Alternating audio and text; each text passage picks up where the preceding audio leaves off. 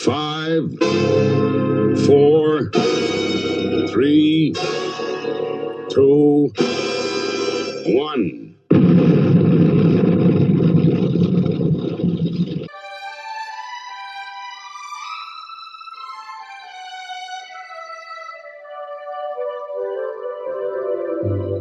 You're old, groaning like a geezer.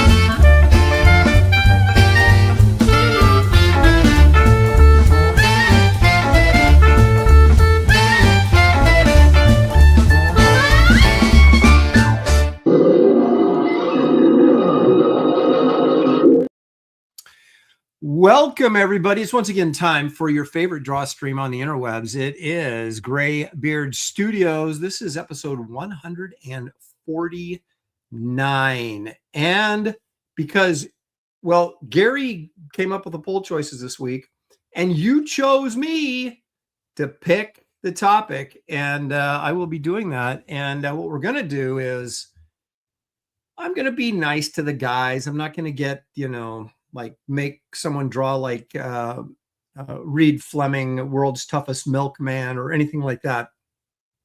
We're gonna draw characters that I've worked on in my career. So there's quite a range that people can pick and choose from. So I think that's what we're gonna do. I almost did Marvel Golden Age, but then as we were talking backstage, everybody's like, no. So we're not going to do that. I'll put it in a poll later on down the line. And you guys, if you want Marvel Golden Age, you certainly will be able to pick it up. Also, one other thing you need to know, Twitter or X, the streaming does not automatically go to Twitter and X anymore. I have to go in there and push a button and make it happen. And so if I remember to do that in a couple of minutes, I will do that. Although I've got a warning from StreamYard telling me that X is having problems streaming this stuff. So I don't know. So join us on YouTube, because there's no guarantee we'll actually be on X at any given time here in the future. So anyway, here is a guy. The future is now for this guy. It's David Williams. Have you been thinking long and hard about your favorite characters that I've drawn? Well, I was going to say something rude about long and hard, but no.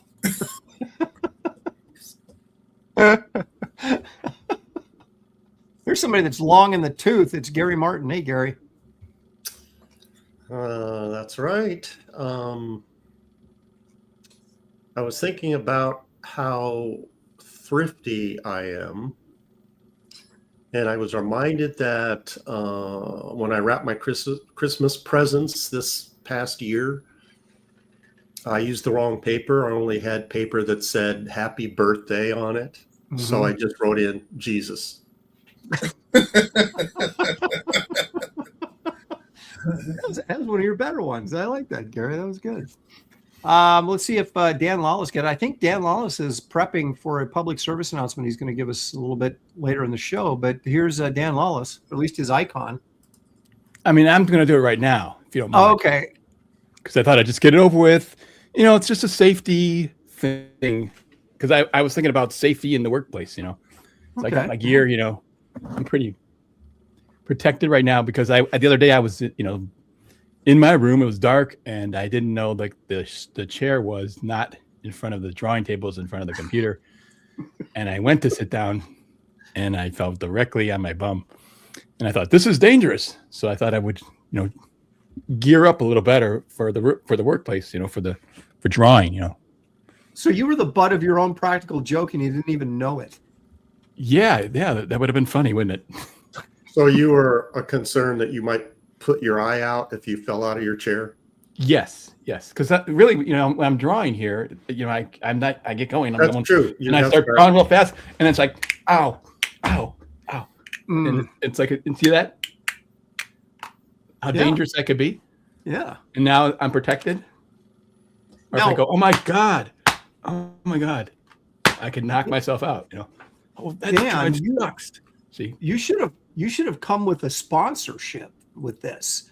You know, like where do you get all this gear to protect yourself while you're drawing? Yeah, I know. It's incredible. Look at wrist guards. If I fall, I get my wrist out or Is on that my for elbow. like roller blading gear? Yes. It doubles as both. Are you a rollerblader? Of course, yes. What do you mean, of course? Isn't everybody? Like, why would it's like, why would we even bother to ask? Okay, I stand corrected. Yeah, I do all kinds of stunts and tricks and jump and do his flips and stuff, in the roller rink and stuff. No, I don't do that. I'm just kidding. But I do try to stand up and roll a bit, around the neighborhood. Yeah, I just saw the other day a little yellow bus filled with people dressed like you. Yeah, somebody would like to know in the chat, where's your mouth guard? Yeah. I got one. Because if you fell down and hit your face on the drawing table.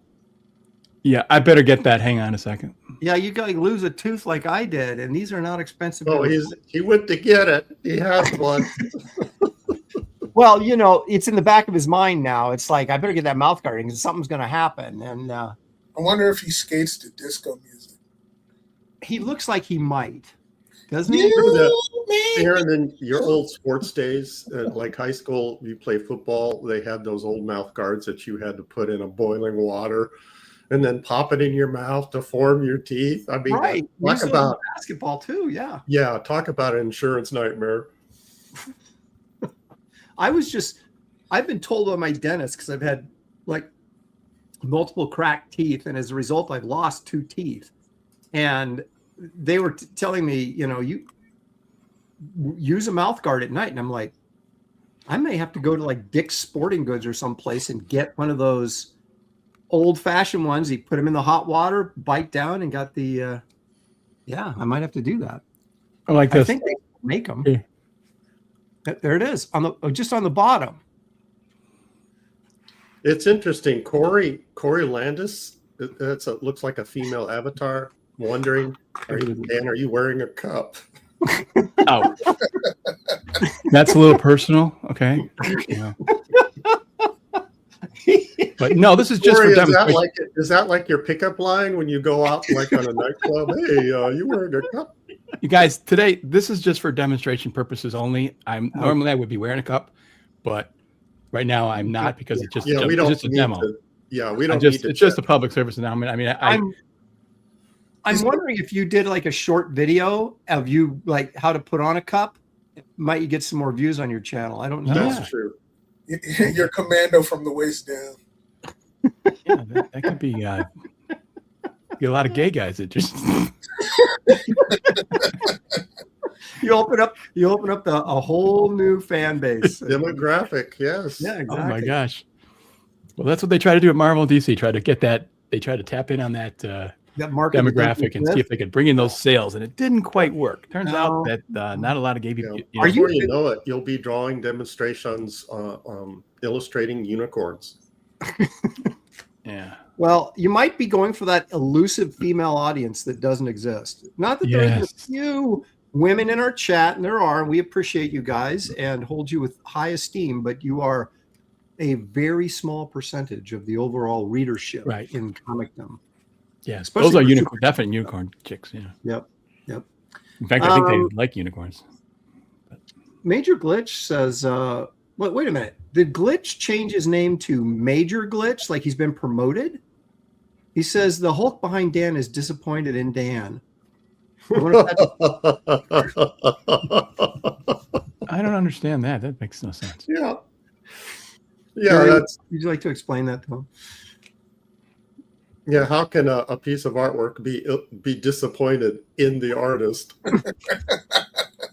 Well, see, now Gary took that to another level. I was thinking more on the level of the Hulk is so strong he doesn't need protection kind of thing. Yeah, I guess that's the way I was reading it too. Yeah. I guess that's like the ultimate insult to artwork is the artwork itself is disappointed in its creator. He seems more pissed off, really. Than... Well, we can use that going forward. Instead of someone says, "Hey, what do you think of my work?" You can go, "Well, I think it's a little disappointed in you." Yeah, or you say, and, that artwork really hates you, doesn't it? Is that the best you can draw me? Oh, I hate my puny creator. Destroy you. Hey, there might be an animated film in there, like the drawings come to life at night, and they're just like they're so bad they want to get revenge on the guy who drew them. I like it. I think we might be onto something. Yeah, it might be on a double bill with that Winnie the Pooh slasher movie that recently came out. I guess they're doing a sequel to that, by the way. Wolverine says he's used that before. So I guess nothing's new under the sun. It's not new, but we're going to claim we'll claim it. Exactly. We claim ownership of it right now. Trademark TM. Okay. All right. So, we're drawing things that I've worked on. And let me give you a quick rundown here, you guys. X-Men, both new and old. You could Spider-Man, which we've, but I haven't drawn any really good Spider-Man villains except the Lizard. So you can't draw Spider-Man villains that I haven't drawn. Amethyst, that's a big one. Herculoid. You got to keep those on. That's right. I don't think so. Hawkman it's not discomfort. It's that they're all sweaty. When Malin was on, he wore that Wolfman mask the entire stream. He did. I know. Good. But I need to focus. Dan I got a challenge. Aaron's going to give me a challenge. He's feeling the pressure. Planet Hulk, you could do. Ms. Marvel, the Avengers, any of them. Justice League. I thought you decided. That was the whole point of this. Is you had. I'm giving you guys some options, unless you want me to assign you something. Well, that's kind of part of the fun, but. No, I wasn't expecting that. Just you tell them what the category is. This gives you a little range. I don't want to, unless Dan, you want me to. I will. No, I'll take freedom. I want freedom. And you draw Aunt May. I did an Aunt May backup story, so I remember your big Marvel break. Oh Lord! Hot Aunt May. Wait, the Mr. Tomei one. I'll do that one. I think I got fired after that one, and I had to do samples again to get my job back. Let's see. So Justice League. Those are part of the DC. I said Plastic Man, Herculoids, Amethyst, Damage. Which who'd want to do that? But that's an option. I'm sure that Batman is in there for David. The Sentinels. If you like Sentinels, you could do the Sentinels. How about Mystic from Xena Warrior? Yeah, Xena Warrior Princess could do Xena. What did you say about you did some X-Men stuff? What X-Men? I did. Well, I've done classic X-Men. I've done Doctor Doom. I've done the original X-Men group, and also the new X-Men. And the black leather X-Men, but no one wants to the 70s X-Men? Yeah. Oh, with Nightcrawler and those guys. So it's pretty wide open, actually. The Falcon, I've done the Falcon, but I haven't done Actually, I have drawn Captain America in a What If. So that I've done MODOK. Look at this. Swamp Thing. Planet Hulk. So, there's a lot of opportunities. I've been around a long time, Dan, and I've touched a lot of characters. But they have never touched me back. Oh, I did the Impossible Man. Look at that. Byron Smith's got that. Where'd I get Sean from? I don't even see one in the. I think he was just commenting on your character, Aaron. He was calling you the Impossible Man. Oh, that could be. John Beatty says, "Do Captain America and the Falcon, David." Wonder if there's a ulterior motive there for that. I have drawn Deadman. I don't think I've drawn Phantom Stranger, though. Any Avengers? Yeah, anybody in the Avengers. I have never drawn Hawkeye though, so you can't do Hawkeye. Hey, You can maybe do I'll Dark try. Hawk? Maybe I'll try. Remember you did Vision? Maybe I'll try a Vision. I have drawn the Vision. I've drawn Doctor Strange. David, Dan, I recommend that you draw one of Aaron's most beloved characters that he's worked on. Tachyon.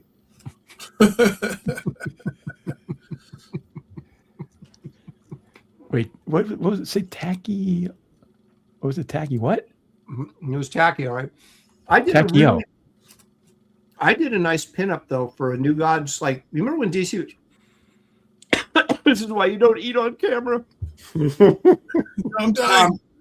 Heimlich. Okay. You remember when DC used to do those like pinup books, like the Wonder Woman gallery book or the New Gods gallery book, or the? I did a Tachyon piece for their New Gods gallery that it turned out so well I kept it. So I actually still have it. And it's like him flying forward and there's like big dark side head behind him. I'd like to see that.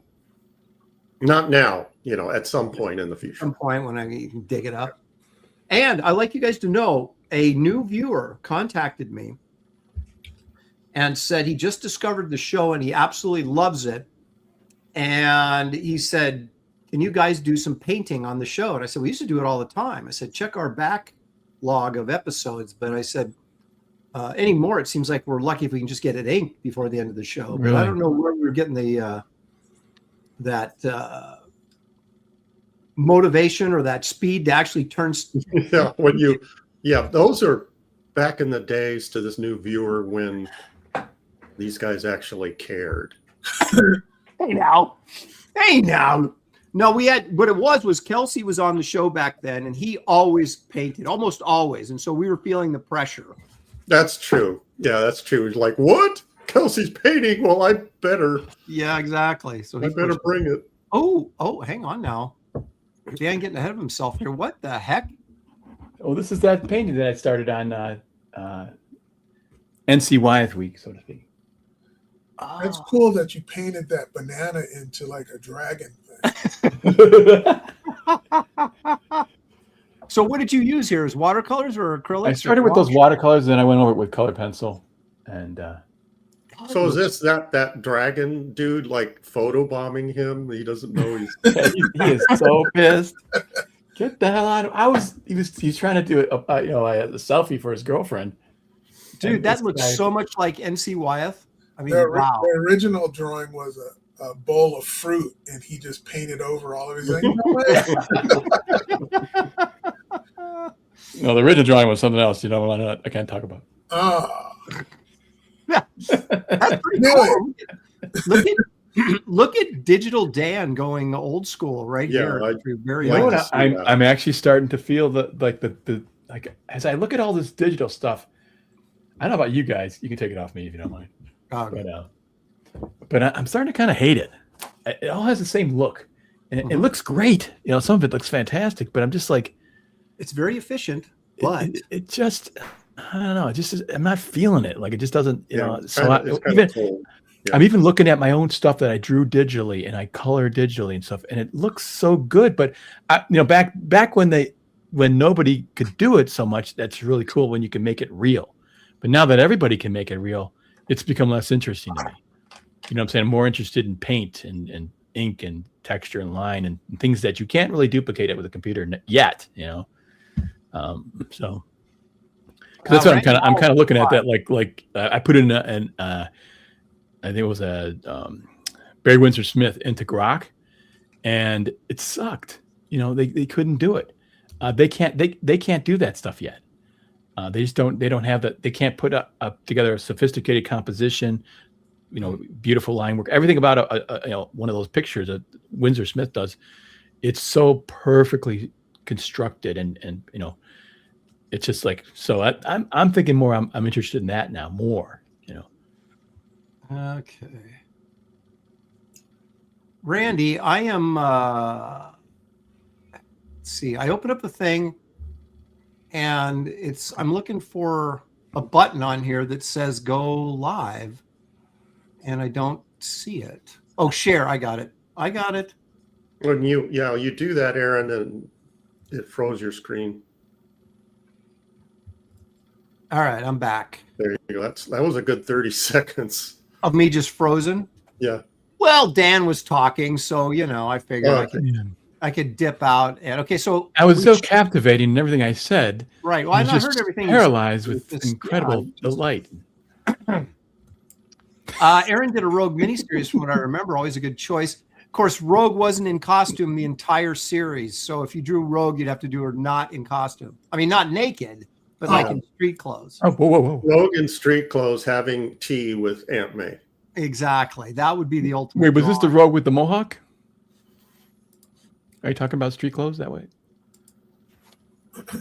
What? You just lost me. You were talking about Rogue in. Oh, wait, no. I'm thinking of Storm. Sorry. A Storm I've drawn in costume. Yeah, I thought I've drawn Storm before on the show, though. Well, then don't draw her again. Yeah. And that's sold, so I want to do something like that. Matthew Mumont, this is a good suggestion. I mean, we used to do this every once in a while. We'd specifically say we're painting this episode, and then we could actually prepare drawings before the show and then paint them on the show. So we certainly can get back and do that, Matthew. Thank you. That could be a two-parter. Yeah. Draw it and then paint it the next week. We haven't done that yet. Beatty is $100 confirmed on Naked Rogue, I think. I'm not sure. On David's Captain America. Oh, is that what it is? I think he's already paid David for a Captain America. So. Oh, he's going to get Dan's Rogue doing some landscaping.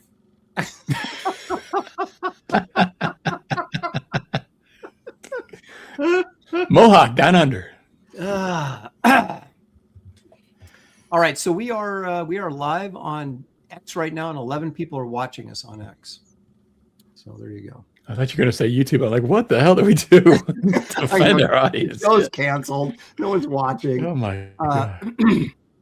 All right, so there we go, folks. That's what we're going to do. We're going to move forward and start drawing. I didn't really do some research because we started talking, and So now time to move on. And are you going to share your painting, Aaron? Am I going to show my painting? Yeah, that looks good. No, I am not. As you can see it on the canvas back there, turned so that people can't see it. It is, I would say, 2/3 of the way done at this point, and that is, of course, it's a on canvas acrylic painting for the cover of Adventure Magazine, Barbaric Adventures magazine, which will be launching soon. And of course, Dan will have a painted cover. David will have a cover, and we have a guest star artist doing a cover, and all that's going to be revealed when the campaign goes live. You know why? Because I want you guys to go to the campaign, and if I show you all this stuff, you don't have to go to the campaign to see it. And it's really too bad you guys watching the show can't see it because it's awesome. Yeah, it looks great. Don't as long as he doesn't ruin it now. Now, what I will. So far, it's good. Yeah, he hasn't screwed it all up yet. I don't screw up. Yeah, I can honestly say that that painting Aaron is doing does not hate him. Thank you, Gary. And you know what I'll do? What I'll do is maybe I'll do a video or bring it on the show after the campaign launches, and we take a closer look at it, kind of break down what I did. So that's something to look forward to. But you'll just have to hang on to your hats, as they say, for the campaign to launch to get to see that stuff. Hey, is the Beast the X? Did you draw the Beast as the blue guy? Yes, but I also drew him as a guy with the big hands and big feet. But you did draw him as a blue guy. Oh yeah. Oh, maybe I'll try. I liked him better when he was just a big kind of ape-ish kind of guy. Yeah. I did too, actually. I love the blue Beast, man. But I did draw the blue Beast a lot. When I was a kid, I used to think he was Blue Wolverine. He does kind of look like Blue Wolverine. Different subject. Creative Phase already kicked off the chat with this Friday. I feel as old as Gary. So apparently it's your birthday this Friday, and you're feeling so that April age jokes have already kicked in. That's going to just preview. That's going to be my beef next week. Well, I'll tell you this: if April's feeling as old as you, Gary, that's not a good sign because she's still in her 20s. So You got to go to the doctor pronto. right away. Yeah, her birthday's Friday, according to my calendar. Beatty's incredulous. What is Aaron becoming Frazetta now? Oh, you'll find out, John. You'll find out, and finally, I'll have that respect from you that I've always longed for. Okay, so David, you had some time to think. What are you going to draw for us today? I don't know. Okay, thank you very much. Dan, you're going with the Beast. Is that? I'm kind of thinking, yeah. I really like the characters. So, have you done any prelims? No. But I will. I'll do the prelim right here, right now, and Planet Hulk is too obvious, so I can't do that. Yeah, Aaron, do something for the people.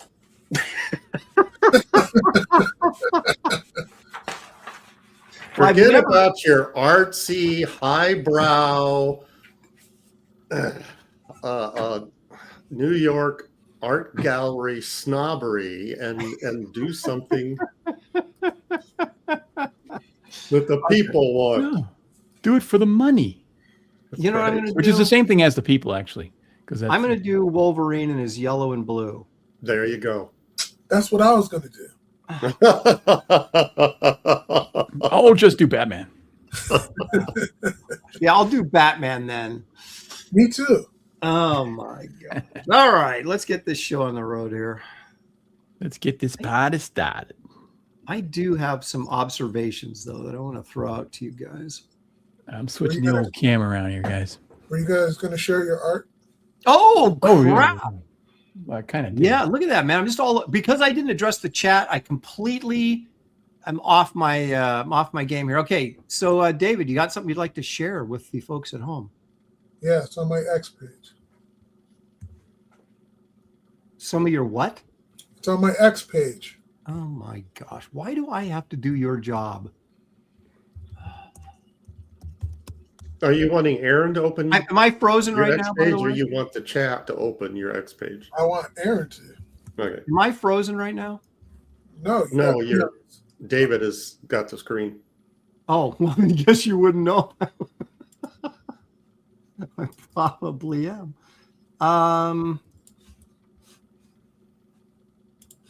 Do I have to put it in the why did you send me a trailer?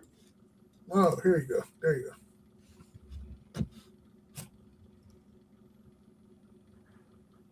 Hey, Dan, you see those glasses David has? He's wearing on his avatar? Hang on a second. I can't. I'm looking at something. I got a screen to open over the thing. Give me a second, though. I'm just saving something, and then I'll. All right. Well, since you've got my desk, you're not going to be able to tell if I'm frozen or not. So. Yes, I see them. Okay. I was thinking about wearing glasses like that. You think I could pull off that look? Oh, yeah. And then some. Oh. You're crazy. Put your helmet back on. That was the problem. I didn't have it on. And got that head injury. I don't remember this. I do, but from what? Was this a commission or did you do this on the show? Someone from the show commissioned me to do that. Maybe that's why I've never seen it. Yeah. That's very cool. Yeah. Oh, I like it. I like that face. Wow. Oh, look at this one. Oh, that's cool. Oh, man. There's a lot.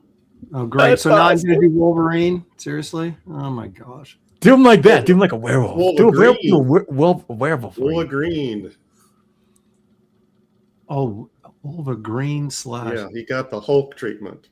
I see. That was some art for a What If story that I pitched to Marvel.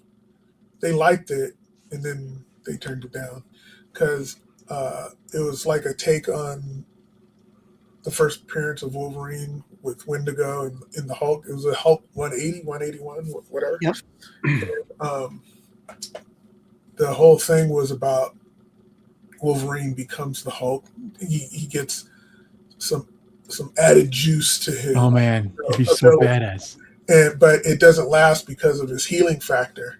And when he's fighting Hulk and Wendigo, Hulk knocks him into the forest, and he comes out and he's normal Wolverine. And when he comes out, he says, "Whatever you do, don't drink the green snow." So he pissed out all the gamma. Man, is that cool? And a cool story too. Yeah, and they of course so they much wouldn't fun. do it. Yeah, Like why my would they Johnny do it? Space Man thing proposal? They wouldn't do that either. They kept saying they were going to, but they wouldn't. Ooh, I This like is that cool. bad, man. Yeah. That was like one of the choices last week, wasn't it, Madman? Yep. Yeah. Yeah, when I Chris Faye saw wanted this, that. I immediately thought, man, I need to get on my project so David could draw my character. Mhm. Exactly. That Very cool. was such a fun time in comics when those Yeah. characters like that were being created at the beginning And getting notoriety for it. yeah. That's cool. Nice. Dig those reflection. Just a touch of white. Oh, it's cool. How do you have the huevos to crop a figure like that? I don't know why people don't. They get all bent out of shape about cropping drawings and stuff like that. I think it makes people's imagination go, oh, the hand must be doing this. And you're almost making the audience draw in their head, or they're finishing the drawing in their head. Mm-hmm. But Yeah, I just also- say, It's way more interesting to look at than just a Also photo. creates a great graphic design. You have shapes. The red is one solid shape pretty much. Yeah. And so I did these, I can't remember when. It was a long time ago, but Kelsey colored these Good old Kelsey. way back in the day. Oh, that's so cool. while we're watching, oh man, that's cool. While we're looking at these, I keep forgetting. A couple of weeks ago, I had a dream about David, Mm-mm. Uh-oh. and Hope it's not gay. David I had hope he had come to visit me, and I wanted to take him out to breakfast, but apparently it was Sunday, and he wanted to go to church, and he was all dressed, like nice, church clothes, and I was still in my sweats and slippers, and he insisted that we go to church, and I was like, well, I haven't eaten breakfast yet, so I'm trying to argue with him about me trying to convince David that we should eat. Instead, David was absolutely, when he digs in, that's it. We were going to church. That was it. And that was the whole dream. That probably could never happen, right? Because David would want to eat. Well, you can't. Yeah. So Gary woke up hungry is the moral of the story here. Yeah. All right. This had to be a commission, because why would you draw OMAC unless someone actually paid you to do it? Exactly. Yeah, that was. But it was from this show, I believe. That might have been. Yes, yeah, that's very cool. Yeah, that's another character I've drawn as OMAC. That's a good one. I like that. Man. Oh, this was from the show, wasn't it? Yeah, that was from the show. Yeah, that's good. Great piece. I like how you took it in. You took it obviously in Photoshop and knocked the color in there, right? Looks cool.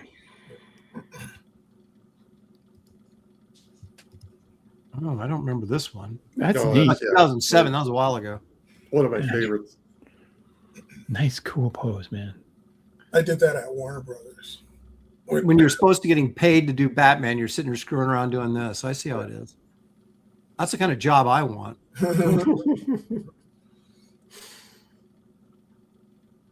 That's really cool. Yeah, it is.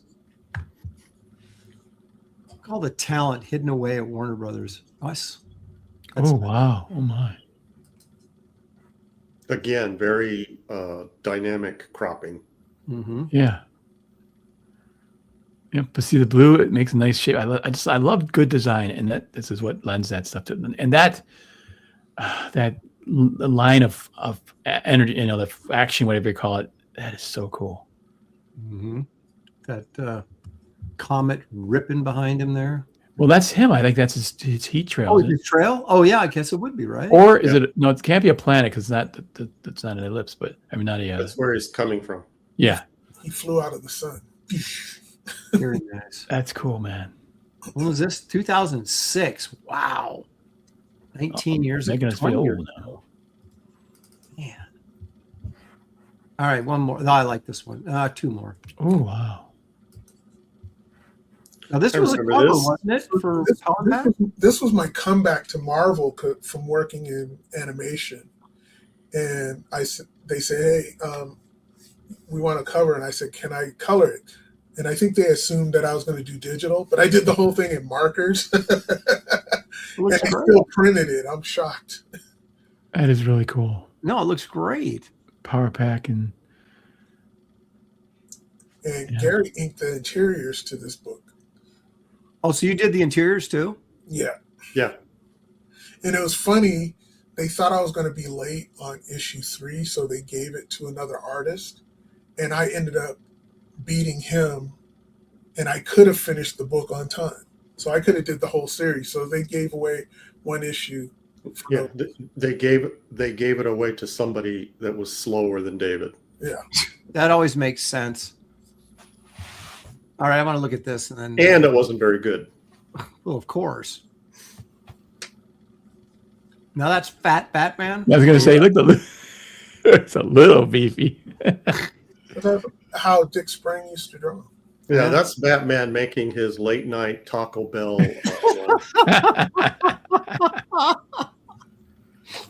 He's got a dad bod. He's got a dad bod, totally. Dad bod. That's funny. All right. Oh, actually, okay. We'll show this one and then we'll move on. Oh, I love that. Yeah. So this was like an emergency job that they wanted done for some DC art gallery. And they said, hey, what can you produce like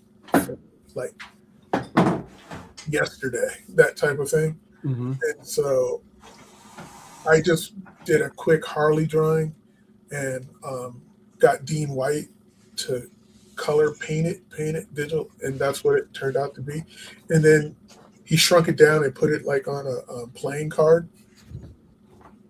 and they blew it up and put it in a frame in the DC art gallery. That's cool. That's something else, man. Wait, you colored this, or who colored it? Dean White. Dean White, okay. I like your face better. They're both great. Yeah, that's the only thing about, we're just talking about digital painting. This is probably digital, right? Yes. It's something about, like her face is lost in that coloring. Unfortunately. That's true. Well, But the look on the eyes, the gesture is still there. Yeah. The gesture's still there, but it's all in the eyes, and that seems to be. Now, can you zoom in on it? I don't know, but maybe I can see the face better if it was zoomed in. But no, just lean closer to your screen. Zoom in the old-fashioned way. I do like the painting technique, though. That's pretty cool. All right, so there's a bunch of cool stuff from David Williams. Gary, what have you got? Anything? Do I have to follow David? Yeah, I know life's tough. I was hoping to be finished with this by now, but you're not. I'm got everything on it done. Cross hatching in the background. I'm working on that. You see some of the cross hatching I've started, but all the figures are done. It turned out great. Oh, it's so good. Easter. So it's it's big, and so it's taking a long time. Yeah. So hopefully I'll be done with it in the next couple of days. Sheesh. That's it. Looks excellent, Gary. It's beautiful. And Dan already showed his banana dragon. Well, I'll show one little thing. It's kind of wait, homie. It's banana dragon. You want to coin that phrase? Okay, I got something here. Yeah, Beatty wants to know if you're getting the same money for that Art Adams did when he drew it. Oh, absolutely. Aaron, I said I'll show you something. In my dreams. Oh, you want me to bring it on or no? Sure. Yeah. This is I just did this. I did a live video. Not a live video, but a recorded video of me. This is a commission. The character's Countess R.H. Von Blood. and she's kind of like an Elvira thing. But it's an interesting thing because you can see from the video on my YouTube channel me create this thing from scratch from the beginning. So these are 2 sketches, and one of them I end up coloring. The one on the right I'm going to go with. Haven't even finished the drawing yet. Haven't finished the commission yet. But this is my rough for the commission. So I'm pretty excited, but I think it's going to turn out all right. Now, here's a question for you. When you have someone wants a commission from you, do you do everything traditionally, or is yes, of course. Yes. Okay. Yeah. So you're not one of these guys that does a digital commission, then prints it out for them and signs it and says, "Here's your commission." No. I think that they want actual art. Yeah. Yeah.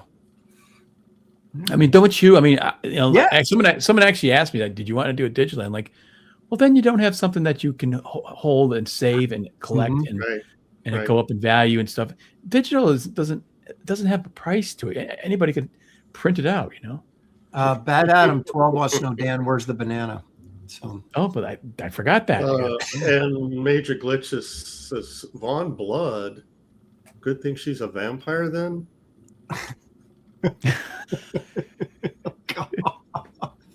That's a good old now Major Glitch, not Glitch anymore, but Major Glitch. He's Major Glitch. Okay, yeah. So it reminds me of the Speed Racer. Some of their names crack me up. One of the characters on the show was they were going to his castle or mansion or whatever. Baron von Vonderbahn. And his daughter, Yvonne von Vonderbahn. The Vonderbahns. Stealth, I don't know if I got this earlier. For $2 says hello. Thank you, Stealth. Appreciate it. And of course, we got Randy Howell earlier. I don't know. Do I have anything I can show? Only I could show you this painting, but I can't. Yep. Just show us like part of it. Just like lift up just the part, like a corner of it. Nah. So I will show this though real quick here. Let's go larger. Okay, so I showed you guys this earlier. Let me see if I can flip this up. I got it taped down. Where I had blue lined this page with a big dinosaur on it. Right. And so what I'm doing then is I'm now light tabling that blue line onto this paper, and then I'll ink it on here. And that's I'm great. The dinosaur. That's a great figure. I really like that figure. So this is page 2 of my Primal Zone story, which is in, of course, Barbaric Adventures magazine, which will be launching. Now I say hopefully March 4th because Indiegogo now has to okay every campaign, and it takes sometimes like a week to get stuff okayed. So it depends on how quickly I get all the stuff done I need to get done to put the campaign together, and then how long I have to wait for them to approve it. So that's our scheduled date, but if we have to move it back a week, I will of course let you guys know. But anyway, so I'm working on this. I'm working on the cover painting, and I've also got a Tales from the Crypt, Creature from the Black Lagoon commission cover I'm doing for somebody, but I can't show that because he hasn't even seen it yet. So that wouldn't be very nice. So there you go. Let you guys know I am working. And look at this. Look at this. Look at this. I've showed this before years ago, but this is an oil painting I started of a mosasaur, and maybe maybe I'm gonna finish. He kind of just moseys around, Yeah, I started this literally like 20 years ago. I'm like, gosh, I should finish that. So anyway, there you go.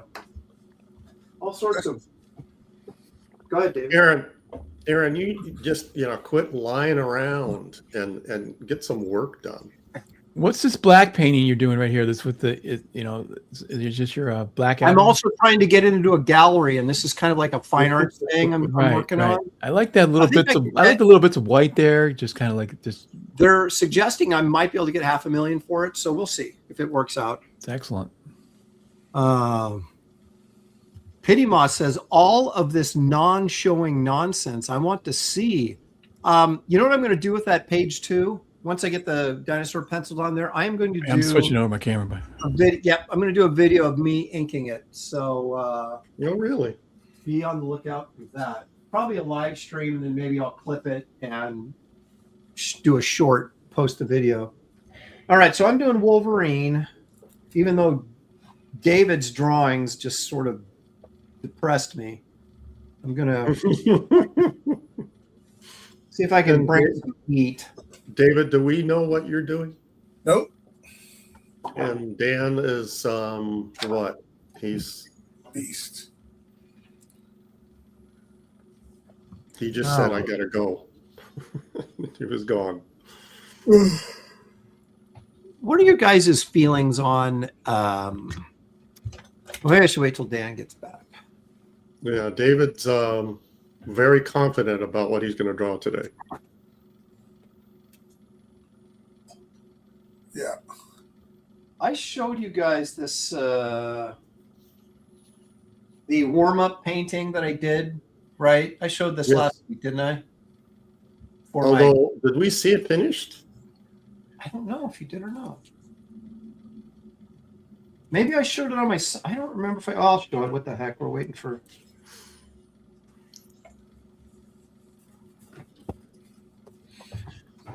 Well, part 2 to that painting.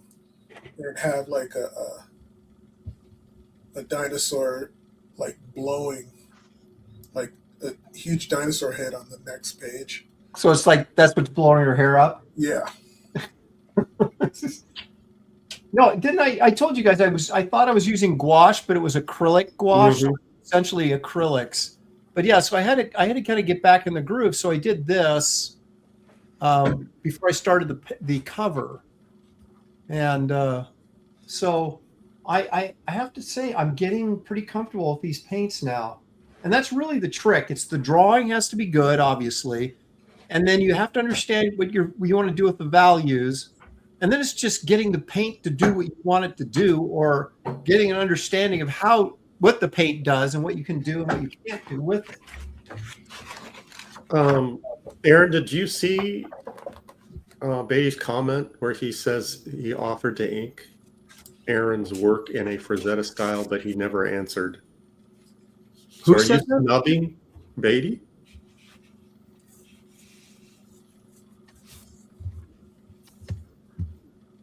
Aaron? That is Hello. BS, John. Hello.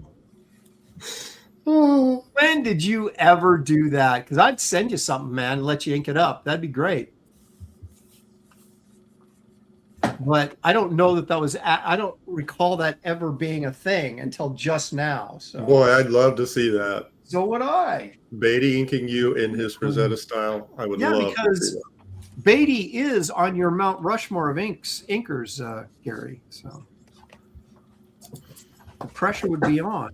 Seriously, in all seriousness, John, if you want to do that, just let me know and I'll send you something.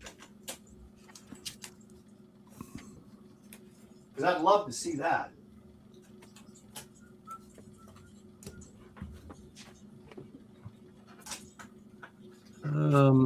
When you were all doing the announcement of your Barbarian book, I don't remember this. I mean, I remember announcing it, but I don't remember you offering. So, okay. So that is a legit offer. Okay. All right, dude. It's easy to miss comments, but it's also easy to use that an excuse that, hey, I didn't see it. Why wouldn't no, I'm not saying you did that. It wasn't a super chat, so it got passed by. Well, you know. Well, that's true. You know, there's a precedent, you know. Yeah. Sometimes the super chats get passed by. Yeah, that's true. Gary's in charge anyway. All right. Now suddenly I don't want to do Wolverine. I feel like all this pressure's on me. Do it. I'm not drawing Wolverine. Well, it is your choice, Aaron. What was that? Aaron's having trouble. Are you going to draw anything today, David? Yeah. I'm drawing in my head right now. Oh, okay. Baby Drawing a said paycheck. today shows like kindergarten for you. There you go. Why am I full screen? Because Aaron's having trouble. So you better be drawing something good His now. screen is freezing. He's having problems with the microphone, and he's blaming StreamYard. Ah, Oh, good job. see, Major Glitch understands.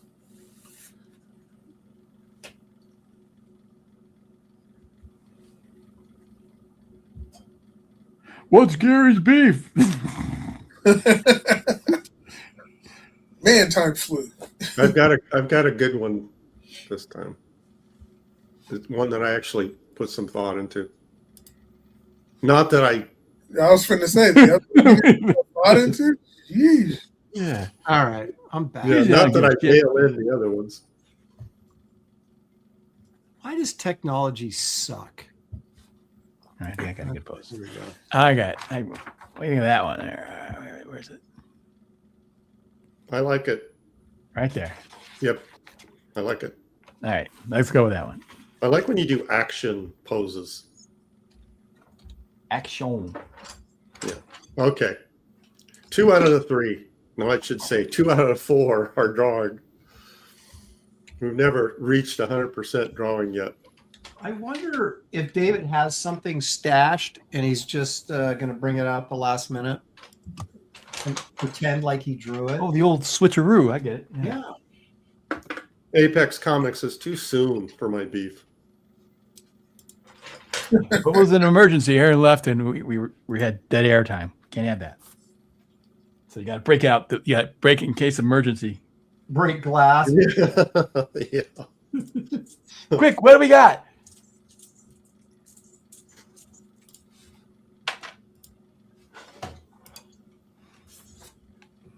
All right. All right. So, what are you guys' feelings on?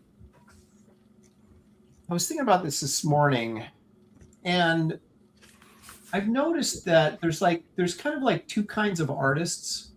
I'm talking about comic book artists here. There's guys that are sort of like the trendsetters, first guys to do something, right? And those guys, if what they're doing is interesting, they're usually very successful and end up becoming legends in the industry. But then There's us. Right. That was my point. But the point was there's guys. There's not two kinds of artists. There's several kinds. But the two I'm talking about. Then there's the artist that will ape one of these successful artists and just do their style. And yet the rest of us artists kind of groan and go, come on, man, what are you doing? But then the fans love it and they become successful, basically aping another successful guy's style. I don't really mind that exactly because it's kind of like the way art always was master and apprentice. You studied under a certain person and you got good. And I'm not talking about I'm not that. really against it totally, but I'm talking about if I could name guys, I'm not going to, but it could name guys that drew one way and then decided, you know what, I'm going to start drawing like so-and-so and have actually become pretty popular doing that when it's clear that's what they're doing. And yet it's embraced. And I don't really understand that. And maybe because look at everybody. If you look at, for example, Wrightson, right, his early pen and ink work looks almost exactly like Frazetta's early pen and ink stuff. But then he graduated from that and he took different people and became his own thing. I'm not talking about that where you can look at somebody and go, oh, he was clearly influenced by. I'm talking about people that are literally aping somebody else's style. yeah, I don't know. It bugs me, but maybe it's just me. But when it comes down to it, comics is a commercial enterprise, and if you're trying to make a living at it, there's pretty much no rules because you're trying to Put food on the table. And if a company will hire you, if you're copying somebody's style, then, who are we to judge? Well, Although we will. I don't know. I guess that's one way to look at it. I was not. What kind of got me was how everybody knows they're doing it, but no one says anything. And No, people say stuff, but it's just it's not public consumption, because it's companies are still trying to sell artists' work. I remember this cracks me up. I remember one time, you guys know who Raphael Kanan is, right? Mm-hmm. There was a period where he was literally aping Barry Smith, right? Mm-hmm. And he's doing something else now, so I'm not, Mm-hmm. But I remember someone asking him who his influences were, and he mentioned everybody but Barry Smith, and he was talking exactly like Barry Smith. Mm-hmm. And I thought, come on, man. Yeah, it's interesting that you don't even mention the guy that you're aping. Yeah, and I've shared this story before. I'm not going to repeat who the artist was. If somebody in our Studiosaurus studio was clearly swiping from Kevin Nolan, and this was a new thing. Wait a minute. I've not seen him do that before. Are you talking about me? No, not. He was blatant. It was blatant Kevin Nolan, and I said, "Hey, it looks like you're doing the Kevin Nolan thing," and he's like, "Huh?" Yeah, and you're like, acted like I was crazy. Yeah. Hold on a second. Somebody had a question for David. Spit that shit out, man. Henry Jermek. David Williams, have you drawn Dr. Doom on Graybeard'S before? I think so. I don't know if you have or not. Oh no, it was on 4C. John Beatty says that individual that you were referring to, Aaron, is a good friend, and he was not aping Barry Smith. True story. He says he's known him since that John has known him since he was 17. Okay.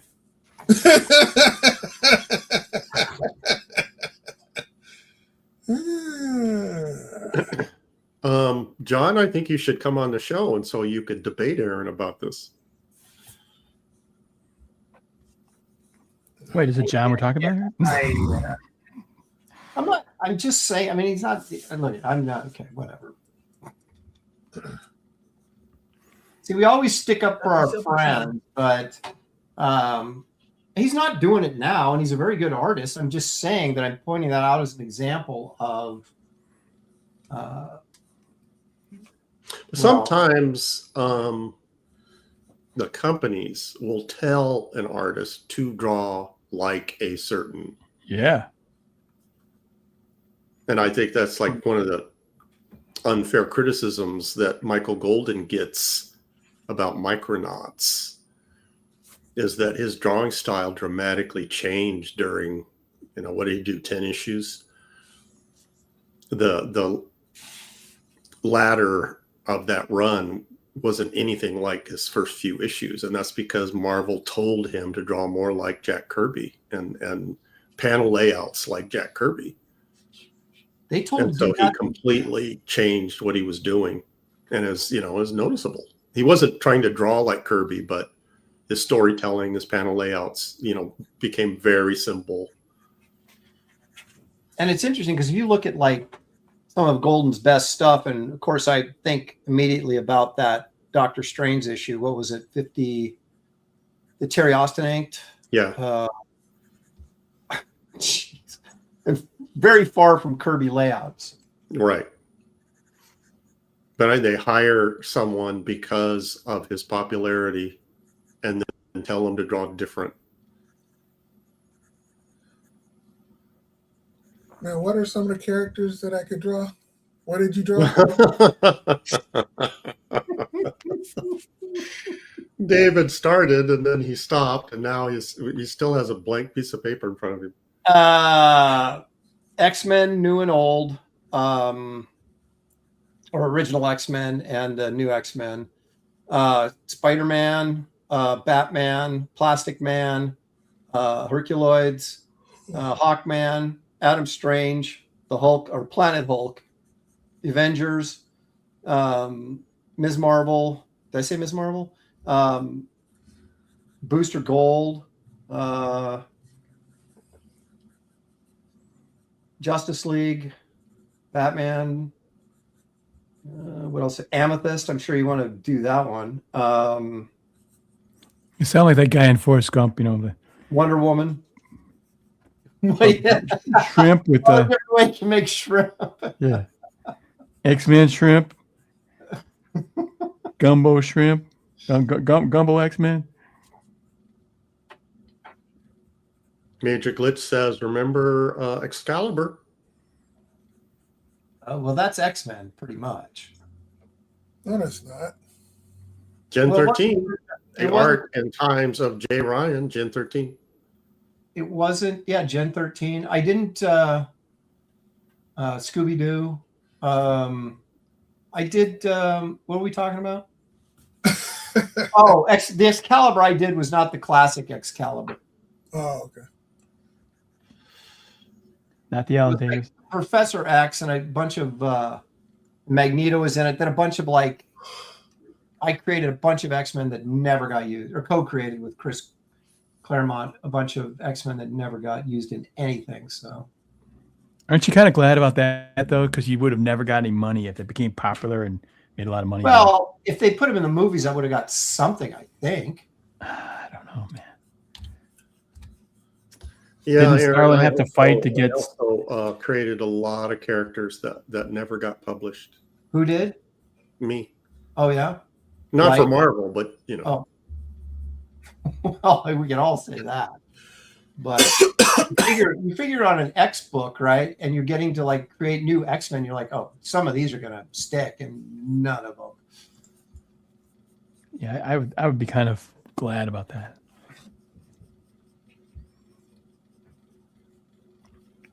I don't know, man. If there was money involved, I am not. Well, that's what I'm saying. There is no money involved. I think that didn't Starlin have a heck of a time trying to get any money out of Thanos? And well, he got some money, he just didn't get what he deserved. I don't think it wasn't. They didn't give him anything. Oh, okay. I mean, I may be mistaken. Yeah, because that would suck. But it sounds like Ethan and Shane, Marvel, DC does a lot better with that. With those programs now that so because nobody wants to be the next Jack Kirby where Jack couldn't even go in the toy stores. It freaked him out, like he just saw all his creations and everything. He didn't get anything from it. Well, yeah, Kirby, that's a bummer because he really that was the guy that deserved a lot of cash. And I know Ditko too, probably, right? Didn't get anything. And I know everybody says it was the deal of the time, and yeah, I know, I understand that, but still, the companies could. It's even if it was the deal at the time.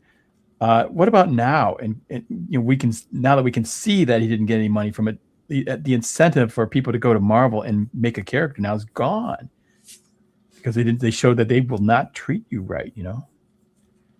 Well, did you see what IDW is doing? What they announced? Oh, I heard that something about they want the characters or something. Yeah, they're not doing create our own stuff anymore. They're gonna own all the characters. It's like, okay, so who's gonna go give you their characters for nothing?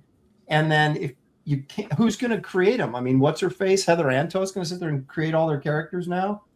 It's just I don't really understand. I mean, I get the fact that if you want to make any money, you have to own the characters so you can get the money from. If you can exploit them, that you'll get the money for it. I mean, that's how you survive in this industry. But to basically sit there and, I mean, okay, well, who's going to create all these characters for you? Because why wouldn't you just create them for yourself and crowdfund it? That's the thing, Forget it. Even if you didn't do that, why would you create something and just give it to them? Yeah, same difference. Yeah. especially if they're not even paying like rates like Marvel and DC pay, which aren't great anymore either. But IDW is certainly not paying what Marvel and DC are paying. So at least with Marvel and DC, there was, and there still is, I assume, with a lot of creators, especially young ones, that, I want to work on Spider-Man, and they'll create a villain and they won't think anything of it, and just Marvel gets it. But at least they get the pleasure of working on their favorite character, which, is Spider-Man or whatever. Yeah, I guess if that's what you value. But we all did that, right? Back in the day, like I said, I created a bunch of stuff for Excalibur. They never got exploited, but I still did it and wasn't given anything for it, and so. But I at the page rates that I understand, I should say that I understand, or people are getting paid now. Why would you do that? But I guess if you're young and you just want to get exposure or whatever. But again, IDW doesn't own Spider-Man. They don't own Captain America. They don't own all these characters that people want to work on. So I don't understand how they can do this. Yeah, where's the incentive? Is not going to be there. Yeah. I mean, when the Ultiverse launched, they owned all the characters, but they paid those guys to create the characters, right? The writers that they brought in. They were paid to do that, and they got a percentage of what the characters, the ownership of the characters. Right. It wasn't a huge percentage, but it was, it was like, yeah, you get part of, Steve Gerber, you get part of Sludge until the end of time, Yeah. Or until Marvel buys them. And, but from what I understand with IDW is like, I don't have any idea how they think they're going to create these characters. Yeah. Stupid. Yeah. Or actually, it's stupid if you give them something. I don't know. I just there's now with self-publishing. Why? You don't have to. No. Well, but a lot of people, and the reality is, a lot of people do not want the hassle of self-publishing because it is a lot of work outside of just drawing the book or writing and drawing the book. It's a lot of work, and most creative people don't want to be publishers. They just want to be artists or writers, and so you got to get past that as well. Yep. So I feel like I pissed off John Beatty. Is he still in the chat or is he left? Maybe he's like the Hulk. He's always angry. Well, see, that's why I should never say anything negative about anybody, because somebody's always best friends with that person. They're like, And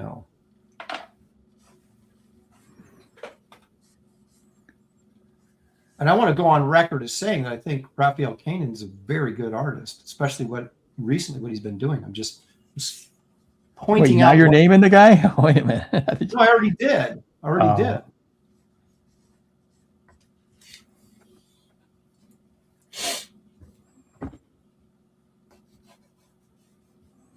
I can't believe what you said about Rembrandt and Michelangelo.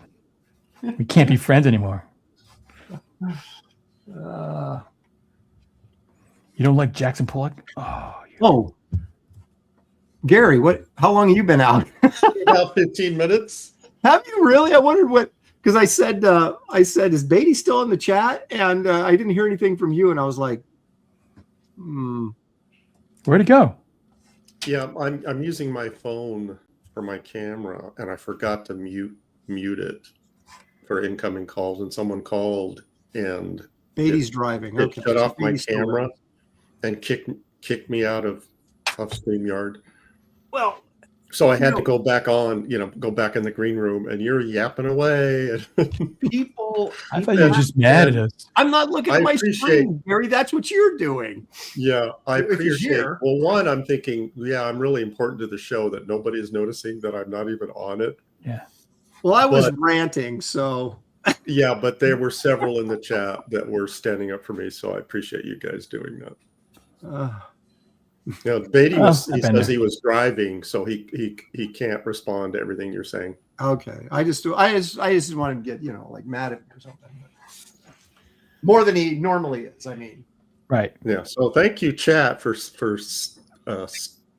having my back. I thank you. Now, Beatty, there is a feature on your car. You can text. John is a very safe driver. He has one of those things in his car, so he gets better deals on his car insurance. So he can't do that.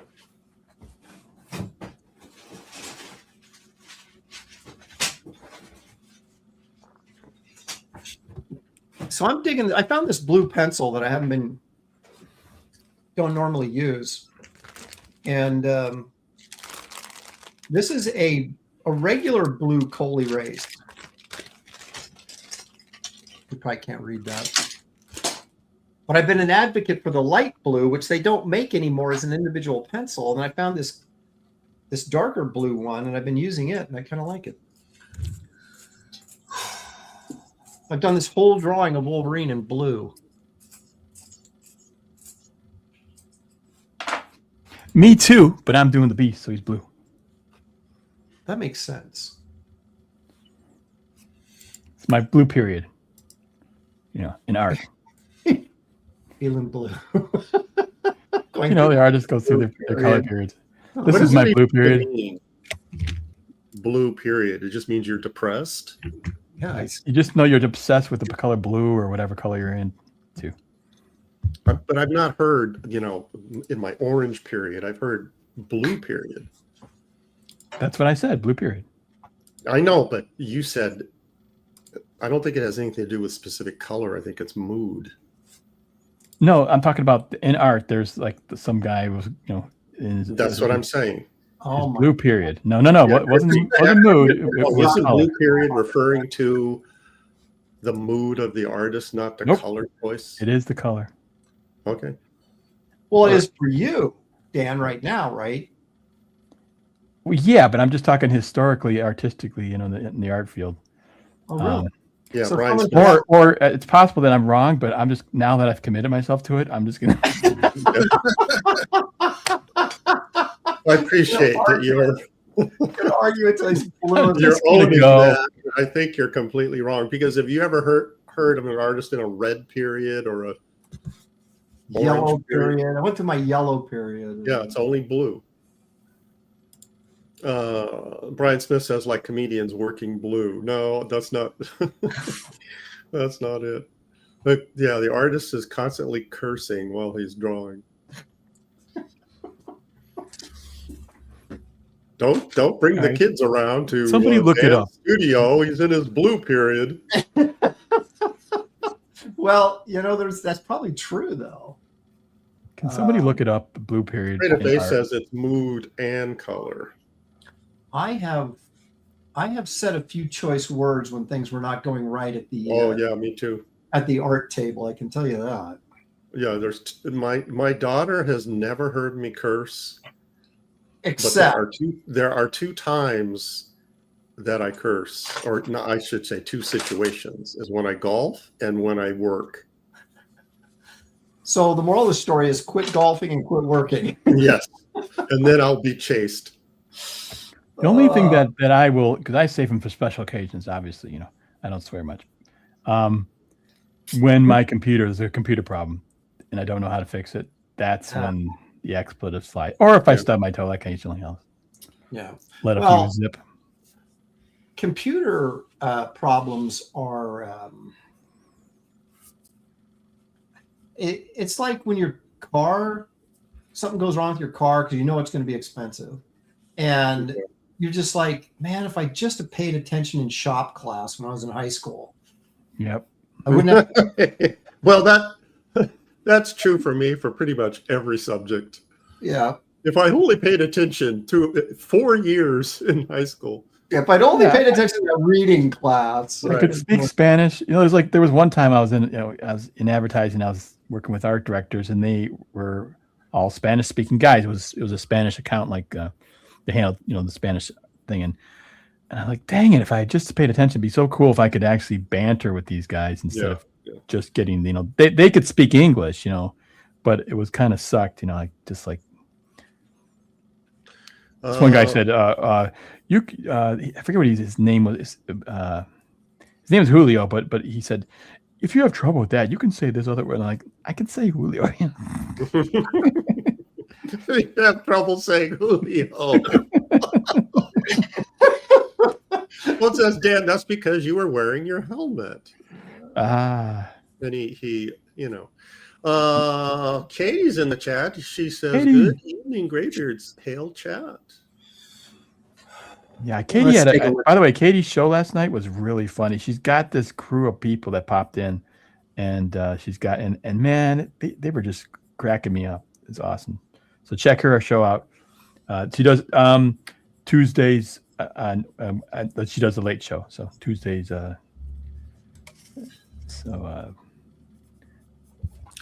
Gary, I'm going to turn over a new leaf. I think I'm going to be nice to Katie because pretty soon as we get closer to the launch of you better do that. Adventures, I got to go on her show, and I don't want there to be too much animosity. I don't want her trying to like get back at me or anything. I want to. Well, plus you have to start, building a reputation of being nice to her now. You can't, start that new leaf the day you go on her show. Right, because I don't want it to seem like I'm just being manipulative, and people would see right through that. Yeah, exactly. So I think I need to start doing that now, so it's less likely to be interpreted as me being manipulative. I don't know though. Yeah, well, don't worry about it. I've been doing damage control for you for a long time. Yeah, but clearly it hasn't worked. Apex Comics, hey, he mentions the title of the show, Dan, that you were trying to refer to, of Katie's show, CG After Dark. Yeah, CG After Dark. Wait a minute, doesn't she have Good Morning CG or something? She does the Good Morning on Monday and Friday, like 10 a.m. or something like that. And then, but the nighttime one is like 11 or something and that's called CG After, Dark. She just started. It's a brand new show. So is it saltier than the morning show? I don't know. She covers all the kind of subjects. There's Aaron. She's got several morning shows. Her latest is Good Morning Budapest. Mm. And that's the correct pronunciation. I don't go in for the Budapest. I think Budapest is correct. I mean, that's what I've always referred to it as.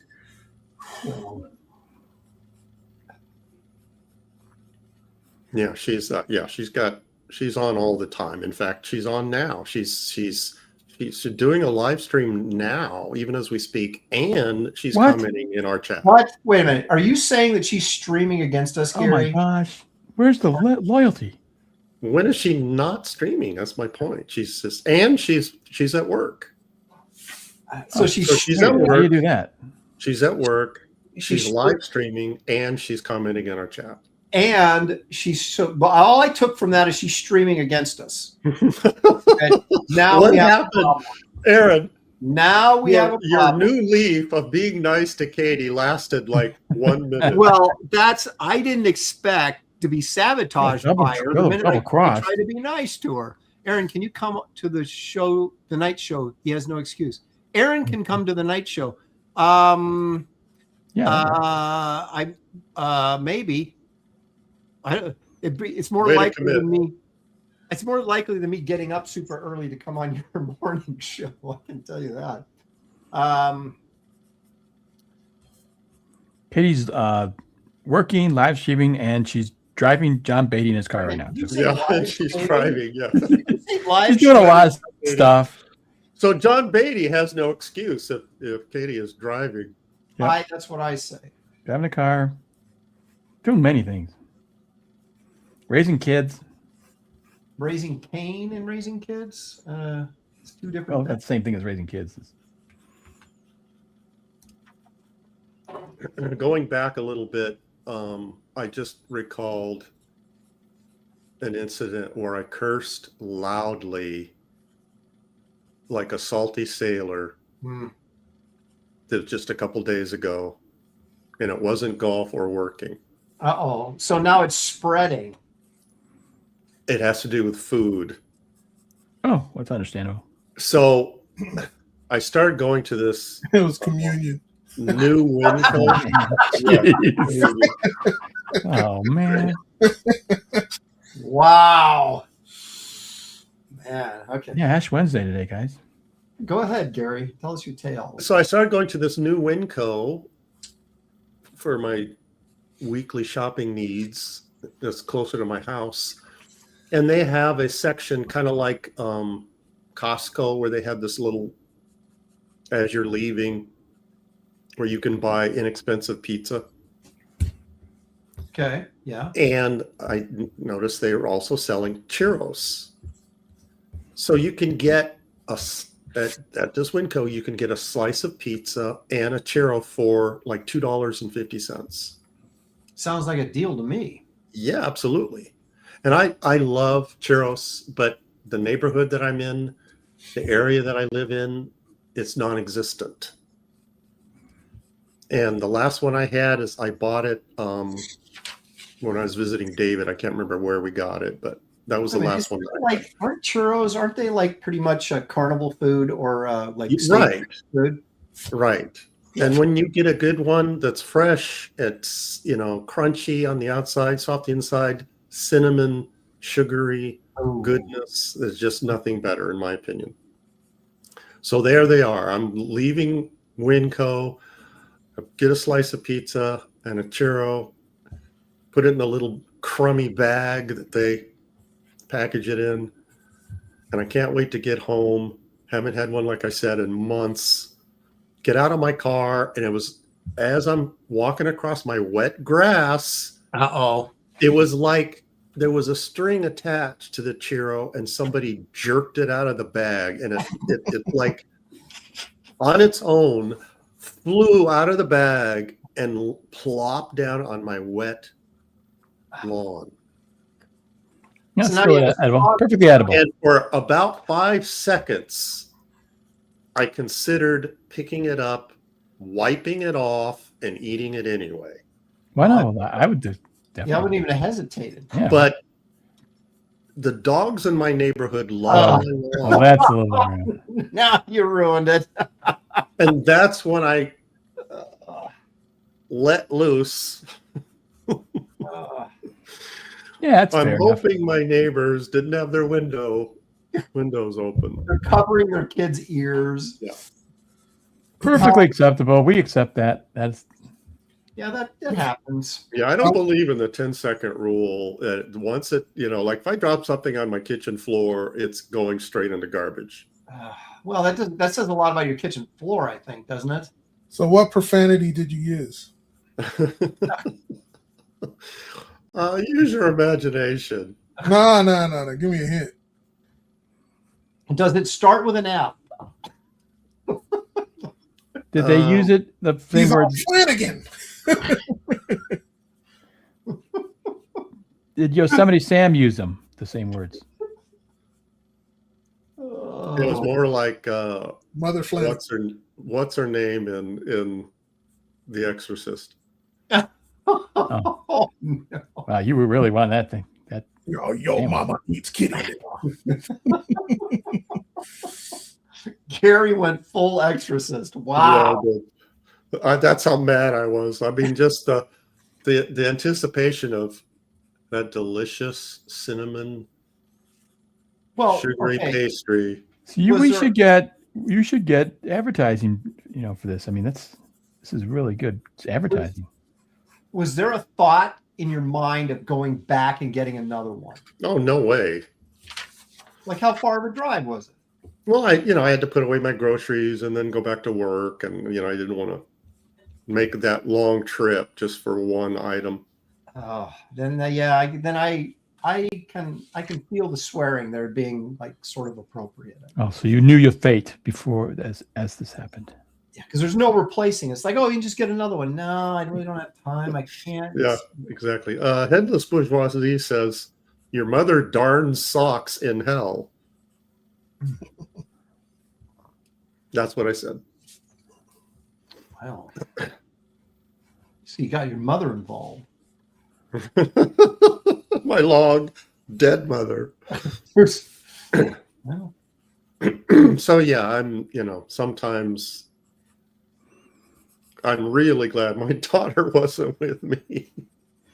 was your daughter, does she take notes on stuff like that? Like, oh, Dad, Mr. Pius dropping a. Well, no, she's in her 30s and she's never. Well, I know heard me she curse. is, but I know that maybe there's kids like that would be all over that, going, "Oh, Dad, well." I never swore when my kids were little, No, I told her that I curse sometimes. She just has never been around. Apparently, that's on her bucket list, which is kind of a weird thing to have on a bucket list. She would sort of use it against you, of course. Yeah.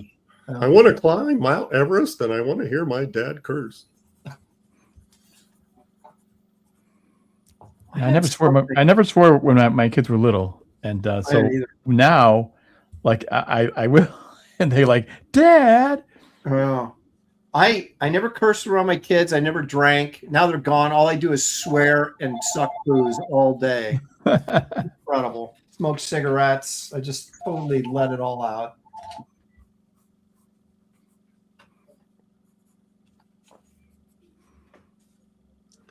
Clint Lowe says, Beast is cool. My beast? I'm assuming. Now, I did a character. Actually, I have drawn the Beast, but I drew the lion version. You know, the one that. Who did that? What was the artist that created that sort of where he looked like a lion? It's one of the X-Men artists, the guy that passed away recently, last couple of years. He passed away? Yeah, the young guy who did everything in close-ups. Oh, you mean the guy who ripped me off? I don't know, maybe. What? Everybody rips you off, David. John Cassaday? John Cassaday, yeah. Yeah. Isn't he the one that created that sort of lion look for the Beast? Is he? I think he was. Because when I did my What If story, that's the Beast I drew, was the lion version. Mine was better, of course. And then, but in Excalibur, I drew someone called the Dark Beast, which looked exactly like the regular Beast, but not knowing my X-Men lore, like maybe I should have, I wasn't really clear on what the difference was. Except maybe he was a bad guy, but he seemed like kind of a jolly bad guy. So he was kind of a likable bad guy. It was like when I took over Wonder Woman, I had no flipping idea about anything about Wonder Woman's universe or her history or anything. And I took over right after Terry Dodson left. And I remember calling Terry up and asking him questions. And he's like, I have no idea. And I'm like, you do this for 2 years. So, yeah, I was clueless, man. I just had to fake my way through it. Katie wants to know, Aaron, Uh-oh. if she can get an update on your sign up.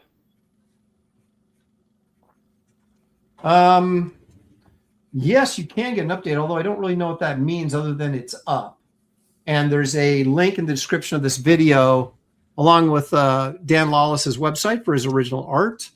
Gary's book, Brush with Destiny, if you'd like to order that fantastic art book of inking or black and white brush inked illustrations. There's a link in there for that as well, along with my website. But since you brought it up, Katie, I will share a visual with you guys.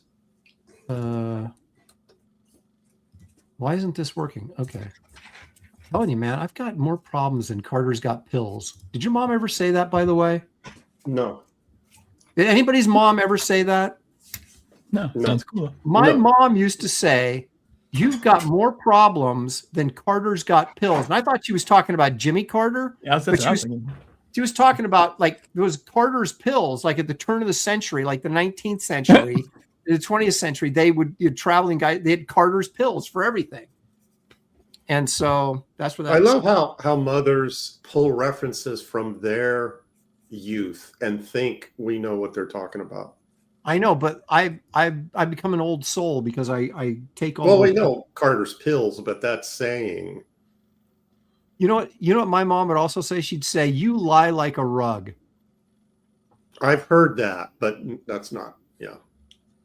The favorite one I ever heard was on Seinfeld when Jerry's mother thought Jerry was, like acting too like he was full of himself, and she said, "Who do you think you are, Van Johnson?" Van Johnson. And I did a little research. Apparently, Van Johnson was a big star in his day. He was a ladies' man, and I mean, I had no idea that he was that popular. Oh yeah, good old Van Johnson. That's funny. Anyway, Kate, there is this is what the sign. I'll get that in just a second, Gary. This is the sign up page, preview page for Barbaric Adventures. There's a little bit of write up, a little information on there. They don't collect the emails for us anymore. So us saying, hey, if you sign up early, you'll get this. We have no way of tracking it anymore. Oh, really? Once again, a ridiculous thing that Indiegogo improved their site with. But if you do sign up, I do believe you put you on the list for like any sort of updates and information that I might send out. So it's a good thing to be on there anyway. So I'd encourage you guys to sign up, just so you know what's going on. But anyway, there you go. Thank you. Look at this is me being nice again, Gary. Thank you, Katie, for bringing that up and reminding me that maybe I should plug that a little bit. How did that feel? I don't know. It feels awkward. Okay. It was like, what was that bitter on your tongue? Yeah, it was. Stealth X5 for $2. He sends us is that a slice of lemon? An avocado, which I love avocado, by the way. I like avocado. A burrito, a taco, and then some sort of is that an enchilada maybe? A salad. Is that like flavored ice, shaved ice? And then some sort of spoon, so it looks like pudding or something. No, it's got red. It's white, but it's got red on the top, like you would put that syrup on there. Got a straw. Okay. Yeah, and then like a cocktail, a martini or something there. So that's quite a. Sounds good. Oh, that's eclectic. I don't know that I would follow shaved ice with a martini though. That's all Mexican stuff. Oh, is it? Yeah. Well, okay. What am I using the lemon for? Where's my Corona that I can squeeze my lemon? Oh, I guess that's lime. You put it on your taco or your. Yeah. Well, David knows his stuff. Yeah, definitely. Yeah, there it is. Yeah, Katie, it was epic long to get this. I sent it in, and then they'd wait 4 or 5 days. They'd go, oh, you forgot to click this button, and so I'd go back on my thing, click the button, send it to them. 5 days would go by, they come back and go, oh, but you need to check this too. And I'm like, could you just have told me that all in one email? And so yeah, it ended up taking like 2 weeks to get this thing approved. It's just ridiculous. But anyway, there you have it. That's what I've been going through. That's a Gary martini. Get it? Yeah, I've heard that before. Now this is interesting. Headless Bourgeoisie said, "My mom always said I'll jerk a knot in your ass." Oh, whoa, what the? Whoa.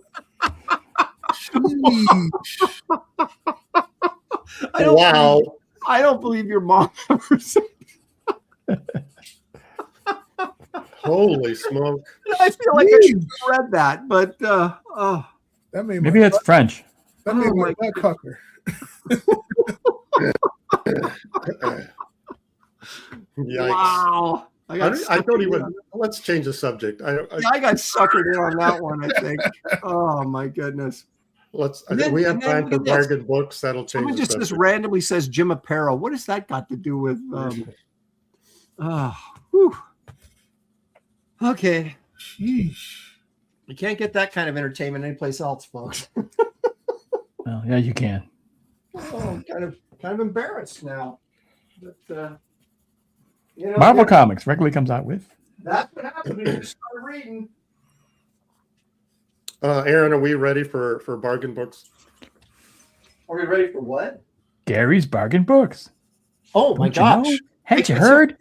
Forget about Gary's Bargain Books. Yes, it's once again time, ladies and gentlemen, for Gary's Bargain Books. Take it away, Gary. It's time for Gary's. Wait for it. Bargain books. You got to work on that jingle, man. I'm waiting for Aaron to do a professional showbiz intro. Okay. Oh, you're forcing him to him by doing a really bad one. I'm gonna have to now. I didn't. That's my strategy. I kept thinking this is not going to keep going on, and yet it does. So I guess it does deserve its own intro. So Okay, the rule is whoever types in sold gets it. Okay, and That I'm makes sense. trying to keep my eye on the chat. I miss it sometimes. Yeah, and also the thing is you can kind of go back too, so it's really actually a good way to go. Yeah. So this week I'm doing a Dave Stevens extravaganza lot. Extravaganza. Dave Stevens. First one is his covers and stories hardback. oh, Wow. How many money? Hardbound, chock full of Dave's goodness, sketches, finished covers. It's great. Okay, that's book one. Book two, The Art and Life of Dave Stevens, Brushed with Passion, hardcover with slipcase. oh,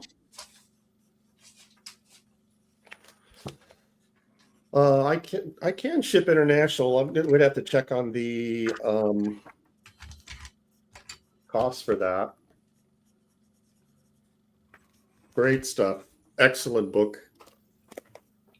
Book three, this poster book, Vamps and Vixens. I had all of The them. Art of Dave Stevens. This has like lots of his, Saucy, no, I can't show that. I can't show that. I can show this one. saucy material. Is that what you're trying to say, Gary? Yep. Large format. And last but not least, Just Teasing. Also, lots of. Okay, I can show this. Sauce. Great stuff. Okay, that's all for all four books. Total, not counting shipping, $150. Holy smokes! Those Oh. books are so expensive. That's So amazing. that's like less than $40 a book.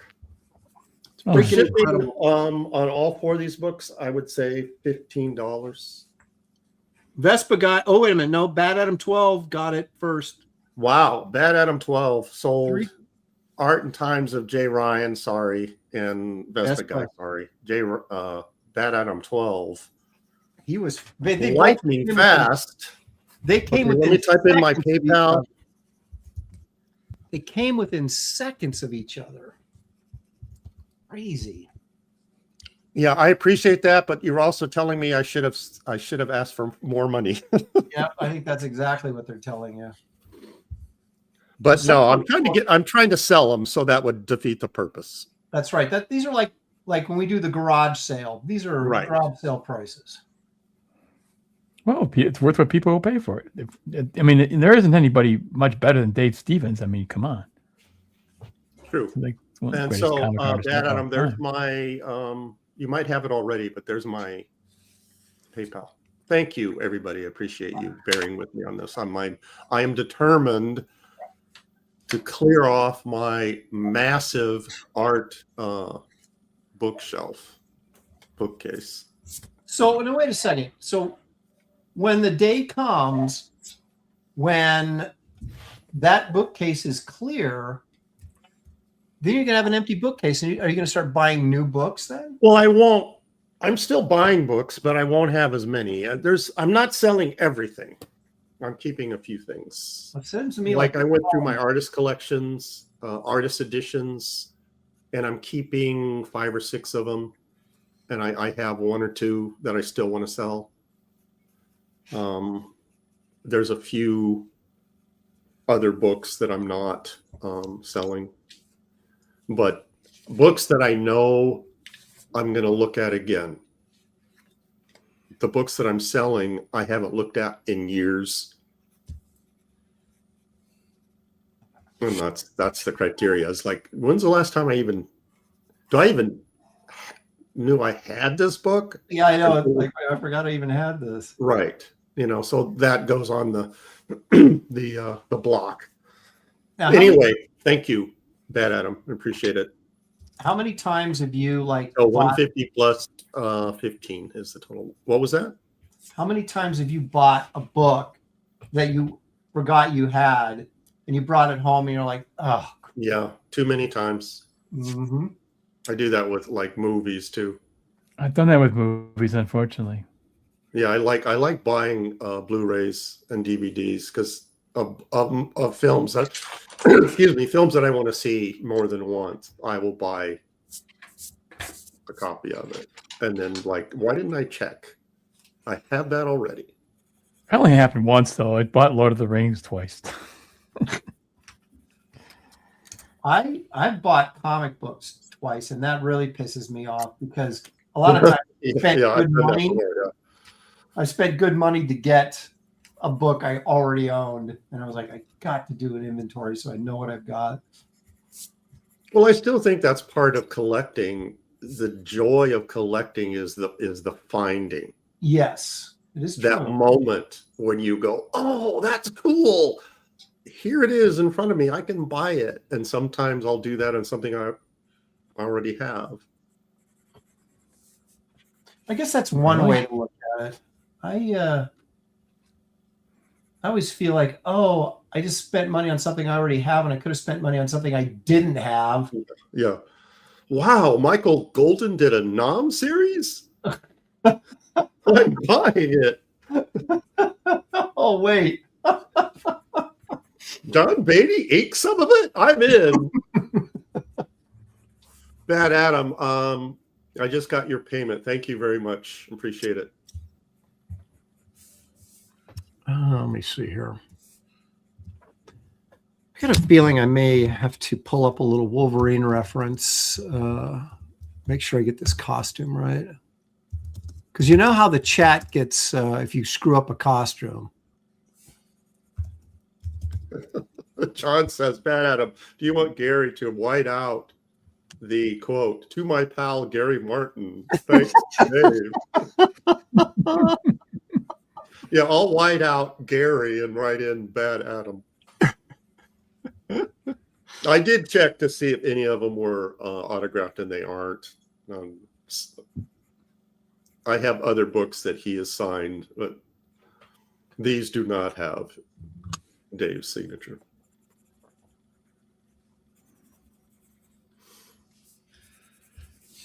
The only thing I have left of Dave's is a Rocketeer print with Lothar or whatever that villain guy was that he signed to me. Because all my kids thought I was like a perv. Like, why do you have all these books? I'm like, yeah, it's funny when you draw, a hot chick and your daughter kind of sees it and, what's this, Dad? And I'm like, sorry, kid. Gotta make a living. How many times have I told you, do not come in here while I'm working? Well, actually, when they were growing up, I was in advertising, so I really didn't do any of that stuff. My kids are. It's funny. They're harder on me now that they're adults than they were when they were kids. Oh, my daughter is merciless. I dare not make any kind of mistake in life, or She lets me have it with both barrels.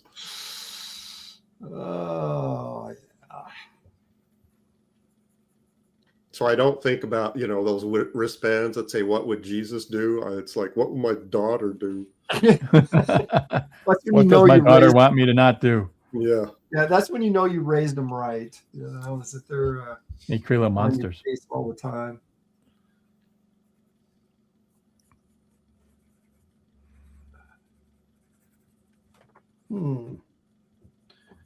Yeah, So my David- kids are so good. In fact, sometimes I actually farm out my prayers, because I figure mine aren't very, worth a lot. My kids are closer to God than I am. Yeah, that's true. They're all super holy, and so it's like I was like, hey, can you pray for this person or that person? Yeah, can you pray for me? What I do is, I do. It's sort of like because I know that they're like super kind of holy. when I think of people like that I'm praying for, then I pray, for them to pray for me, since they're closer to God. They would have more influence. I know, that's what I figure. I go to he's not gonna listen to me, but maybe he'll listen to this person. Exactly. Yeah. I go to God. He's like, you were asking me for something. Yeah. John is reminding Aaron about all of Wolverine's hair.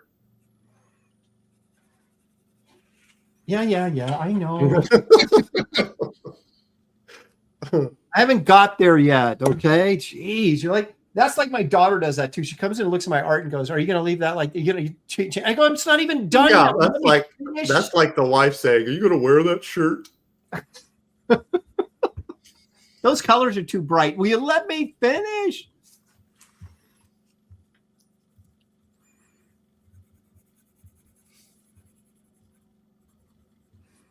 Oh my gosh. Marcus is saying, I'm paraphrasing, that he just has to, Aaron, you just have to look at your own arms for reference. Yeah, really. Okay. All right. What are you, part Neanderthal? What's going on there? Okay. Boy, they're piling on, Aaron. King Billy Tucci. Hey, Billy. Looking great, Aaron. Which character is it? Oh, my. Oh, man. Oh, Billy. Okay. No, that's fine. I get it. Hey, Billy, these guys, I said, come on the show, Billy and Graham and Andy Smith and stuff. So they better watch it because go ahead. Go ahead. They're saving it all. You could be saving it up for the, so be nice, Billy, because you never know. Aaron is going to come back around. I wonder if these guys are acting as agents for Katie. That's kind of what I'm curious about. That's possible, Dan, but I don't think it's... Dan, you're assuming that Billy and Graham and Andy want to come on the show.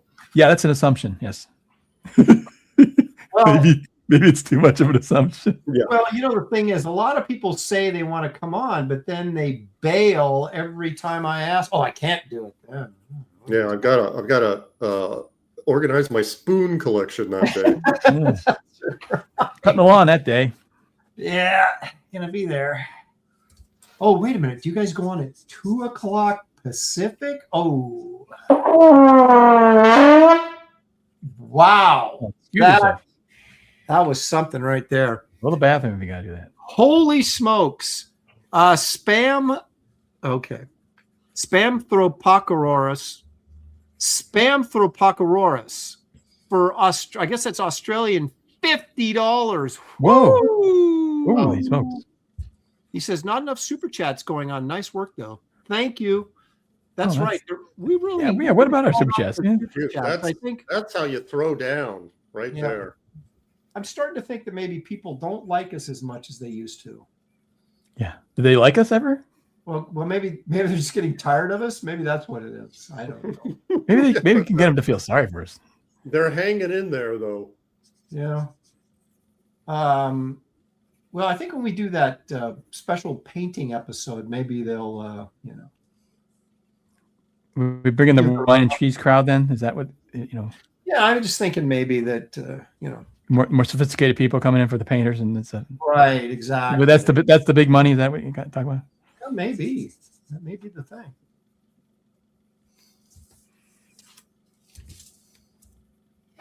Or maybe they're saving their money up to for Barbaric Adventures magazine. Yeah, it's a collector's item, you know. I think so.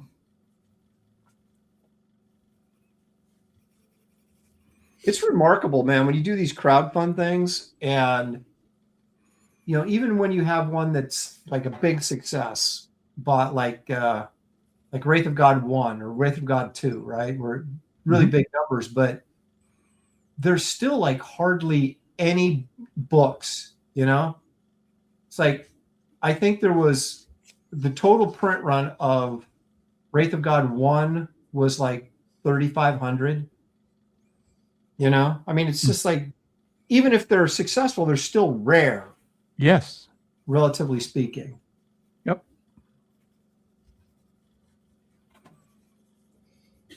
You know, just throwing that out there for the, you know, the collector. Highly collectible. Yeah. I'm thinking of putting on the cover of Barbaric Adventures magazine #1 collector's item, because I think they put that on the cover of Savage Tales #1. Does that work when you're telling the customer it's collectible? Well, I think it worked with kids. Like when you were little and you saw that, you're like, ooh, you know, but adults. No, that never worked for me. I always thought if they're telling me to get it because it's going to be collectible, that means it's automatically not collectible. I don't think so. You're thinking a little too much into it. Well, I think you're right, because it's the books. Because then everybody buys it, and then there's so many copies out there, then nobody else wants it.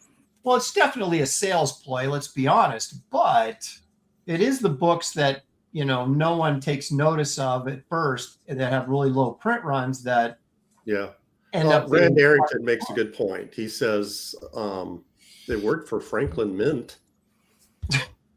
See? That's true. They advertised everything that they put out was collectible, and people bought it like flapjacks. Yep, they suckered my dad into buying a ton of plates.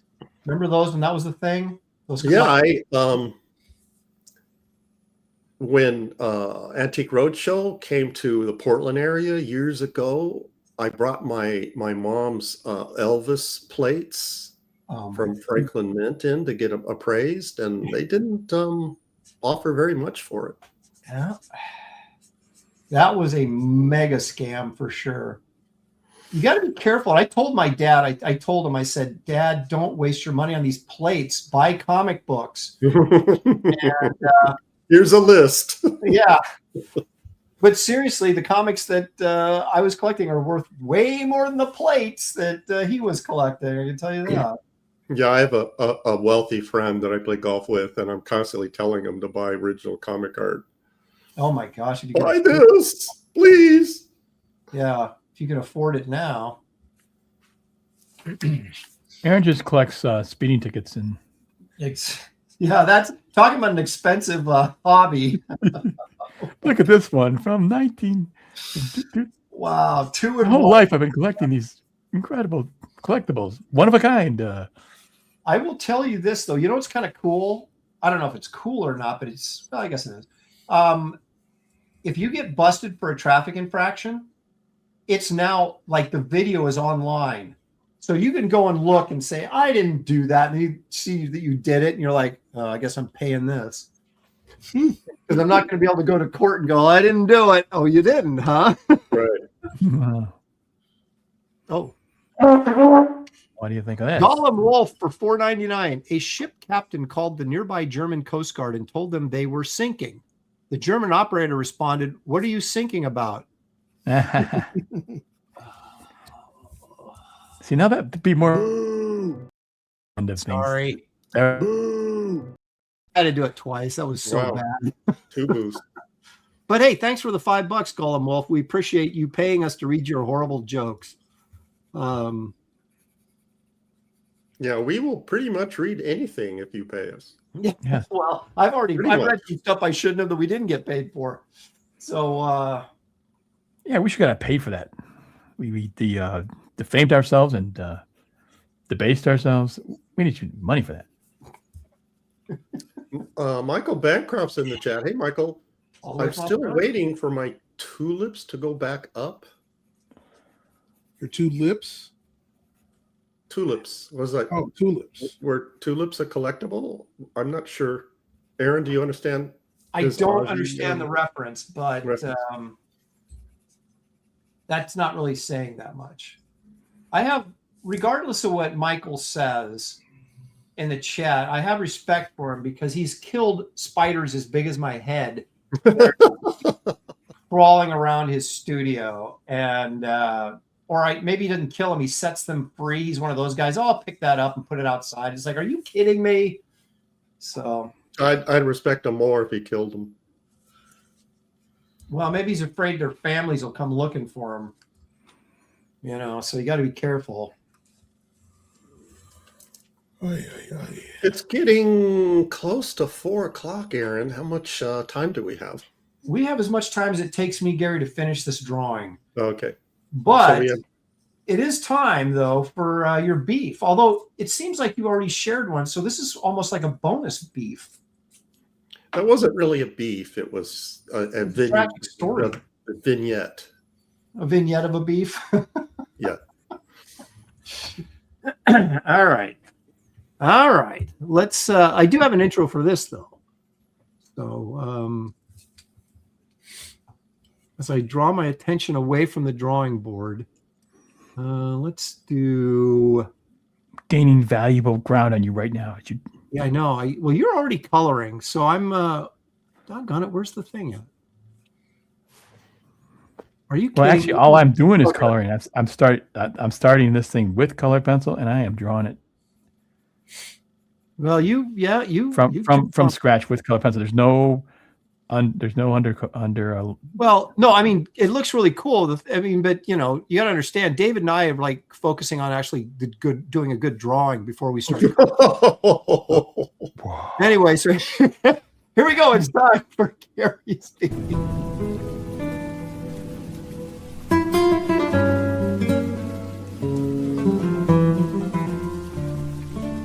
What's Gary's beef? Okay. Gary, what is bugging you today? I was lying up your butt. Lying in bed this morning, debating if I should get up and start my day, and realized my day. Yeah, realized I hadn't thought of a beef for today's show. So I compiled a list of things that either recently have been bugging me or have bugged me for a long time. So this is basically a partial list of my grievances. Mm-hmm.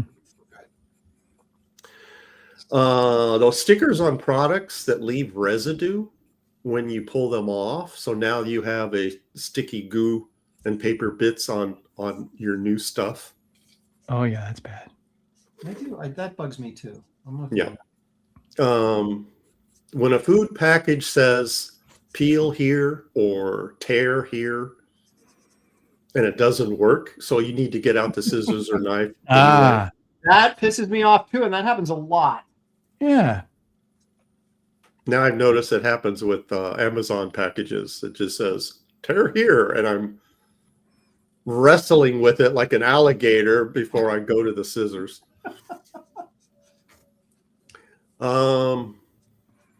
The label on hard taco shells packaging should read 12 shells, 9 after you open them. Yes. Plastic wrap that sticks to everything except the bowl that you're trying to cover. Indeed. Man, you got a whole bunch of them today. Yep. Got a few more. Wet wipes. Not being able to pull one out. And when you finally get one out, 4 come out. Mm-hmm. It's not just me. I'm glad to hear this because everyone's really feeling this. Okay. Here's one I'm sure everyone experiences. the countless new shirts that I've ruined after I tear off the collar tag in anger. Yes. Well, you the Hulk? Well, some of the collar comes with the tag, and so then it. Ooh. You got super Um, strength then, obviously. Yeah.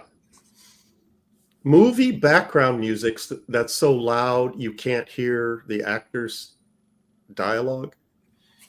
Yeah, that's an old thing. That's an old man thing. No, but it's true though that it seems to be an issue in more modern films the last 20 years, Right. where you're just like, dude, I want to hear what these people are saying. Why are you blasting this, music? Right. Do you guys watch shows now with subtitles on all the time? I Sure. have. I do Yeah, now. I'm starting to do that you can't understand what they're saying, so you have to turn on the subtitles, and Right. they're speaking English. Right. Yeah. And finally, all the time I've wasted looking for my misplaced TV remote because I'm too lazy to get up and push a button on the TV. Wait, how's that a beef? That is true. Okay, so that's my list for this week. Not bad. Similarly, when I imagine how much of my life was actually spent looking for stuff just around the house. I know. It's just like, if only I'd taken the time to put it somewhere. Yeah. I mean, just kind of, I'd like an actual hour count. Like, is it, 35 hours? When you add up your whole life, like. Mm-hmm. Well, it's like when they do that thing, it's like you waste 35 years of your life brushing your teeth or whatever, and you're like, really? That's good. You're brushing your teeth, though. Yeah, but that's it's a lot of time. You got to calculate that price minus what the dental cost would be if you didn't brush. Well, believe me, look, I brush my teeth and my dental costs have been through the roof. Yeah, but it could be worse. Well, none of my dental problems are as a result of me not brushing. They're not like cavities or anything. They're like cracked teeth from me being stressed out all the time. I blame that directly on being a comic book artist. So, which again, seriously, was do you wear a bite guard? Do you wear a bite guard at night? I do now. Yeah. Not during the day, but at night I do. Yeah.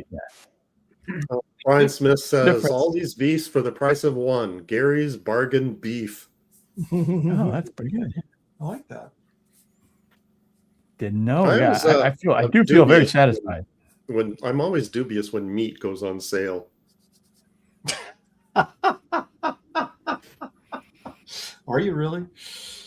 If somebody tried to, sell clams out of their trunk. Okay, well, all right. Well, that's different than driving up to the, like a mall or something, and they got like a truck out there selling clams. Okay, I'm not going that route, but if you're in Safeway or someplace and they have the, it's on sale, you think you're getting something good, but you can tell, like if the beef, the ground beef is brown, then try to sitting there. Yeah, or gray. Yeah, the gray you want to stay away from. Well, like Winco is considered a discount grocery store. Yes. I mean that's why I go there, not for the corn dogs. And every once in a while they'll have someone set up a booth and they're trying to sell sushi. Ugh. Yeah. Why? If I don't care for sushi, but if I did, why would I purchase my sushi at a discount grocery store? Yeah, I mean, like raw fish is something you really don't want to fool around with that. No. Well, it's like getting, like, if you live in Arizona or someplace and getting seafood, it's like, nah, you don't want to do that. You want to be in a state that at least is close to water. Close to the ocean, yeah. Like, you figure you live in Alaska, you're probably pretty safe with seafood. But, like you go to the coast. Yeah. You're in Kansas, probably not going to be getting the sushi. Wyoming, not going there for sushi. Well, actually, I've heard something about that. I remember years ago listening to Rush Limbaugh, and he asked the question, "Why do you get the best food. You know, you don't get it where you mentioned, like if you're in the local area, not always do you get the best. It has something to do with shipping, you know, needing more money, or, you know, you need to get the better stuff. It's something to do with the shipping price too. That something it's added to the price, and so to make it worthwhile, it's got to be the best. So you I end up would with the best. assume that you can get crappy food regardless of where you're at, but there's certain things that I just, you know, I want to live in a coastal town or a coastal state, excuse me, if I want seafood. That's what I'm saying. That may not be the case. It may not be the case because the best stuff is being shipped away. Well, okay, but then it's still getting shipped across multiple states and it's frozen. Yeah. I guess that. Yeah, it depends on the kind of food. I mean, Well, I mean, I think he was talking about steaks more than anything else. But I mean, you make a good point. One of the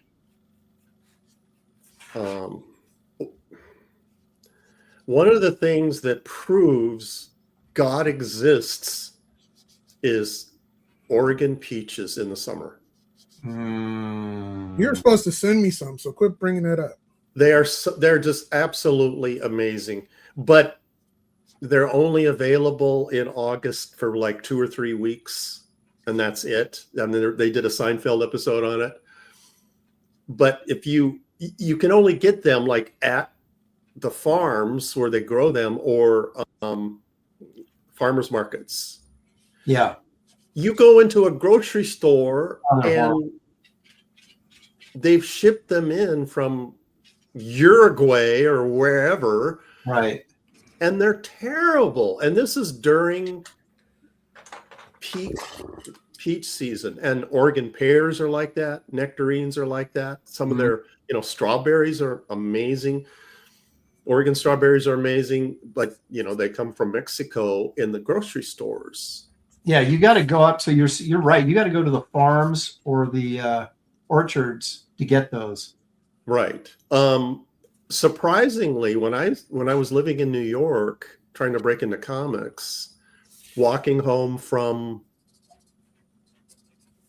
the subway, you pass all these little stores that have fruit stands. Yes. Their fruit was always amazing. Always. Their produce was amazing. And I grew up in California, so I know good produce when I see it and when I eat it. Yeah. So somehow New York City, their infrastructure being able to import really good produce. I don't know if this was years and years ago. I don't know if this is still the case, considering who's, you know, running New York now. Yeah. But back then it was, I couldn't believe how good the fruit was. Well, again, that was a Seinfeld episode.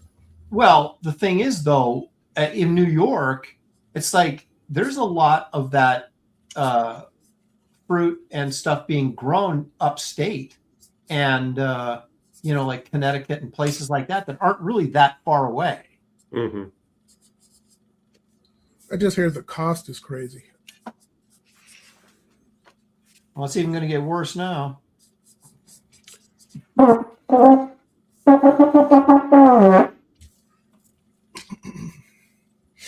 I'm getting it.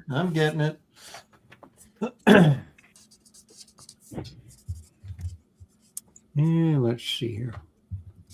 Rand Arrington for 10 big ones. Thanks, Rand. He says the food in Vegas is fantastic.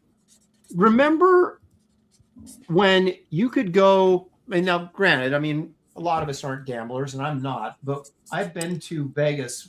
My dad used to go like once every couple years.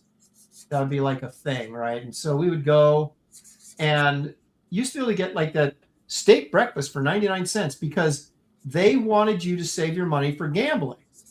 And so you got like really good prices on restaurant food and stuff. Now it's like apparently just the opposite. It's like it's so freaking expensive. And I'm not really sure I understand why. I remember that. Yep. That is possibly that, or I mean, that is what I'm hearing to be the case. Like I said, I don't spend a lot of time in Vegas, but because it's more touristy now. It's not about gambling as much. Yeah. So that's why they do that. That's probably true. Now, I've been through Vegas recently because we had to drive through well, my daughter had some dance competitions when she was still in school in Vegas. And then also we had to drive through Vegas when we took her to college. And I was amazed at how that city is built up now. And like, there's like really nice suburban areas. And like, there's really a lot of nice places to live there. On the outskirts. Yeah. I mean, right. You get away from the strip, right? Right. The outskirts, Las Vegas area, that's very nice. I wouldn't mind living there, except for the, the Babylon that's just a few miles away. I know, and I don't mind the heat. And I think that's the thing. The older you get, you're like, I need the heat because I'm not generating my own. Aaron, you might appreciate this comment. Clint Lowe says, "You moved to New York to break into comics? Did you get in?" Yeah, and I got arrested when I broke in. No, actually, I did. I went. No, I think I said when I was living in New York to break into comics. So this remark is pointed at me, Aaron. Well, but I'll answer it anyway. I mean, okay. I know it was a joke, but I mean, the reality is, it's so different now. Where, first of all, DC isn't in New York anymore anyway. They're in Burbank, what's left of them, or their offices, I should say. And but yeah, we used to have to go to New York and show our portfolios and try and give us work. Yep. That was how it was done. And even if you got showed your stuff at like San Diego, right? And an editor said, "This is really great. I want to hire you." They forget before they even get home that they had this conversation with you. So you still have to go back to New York and kind of go, "Hey, remember we had this conversation?" Who are you again? Yeah, and exactly. Like, what? What I said, what? And you're like, yeah, you should open your stuff and the process starts all over. But yeah, that was a thing. And it was exciting. You had to live in New York or around the New York area to get work. Yep. Yeah, I really struggled. That's one of the reasons, several reasons I didn't stay in comics. One of them was that couldn't walk right into the offices and get stuff.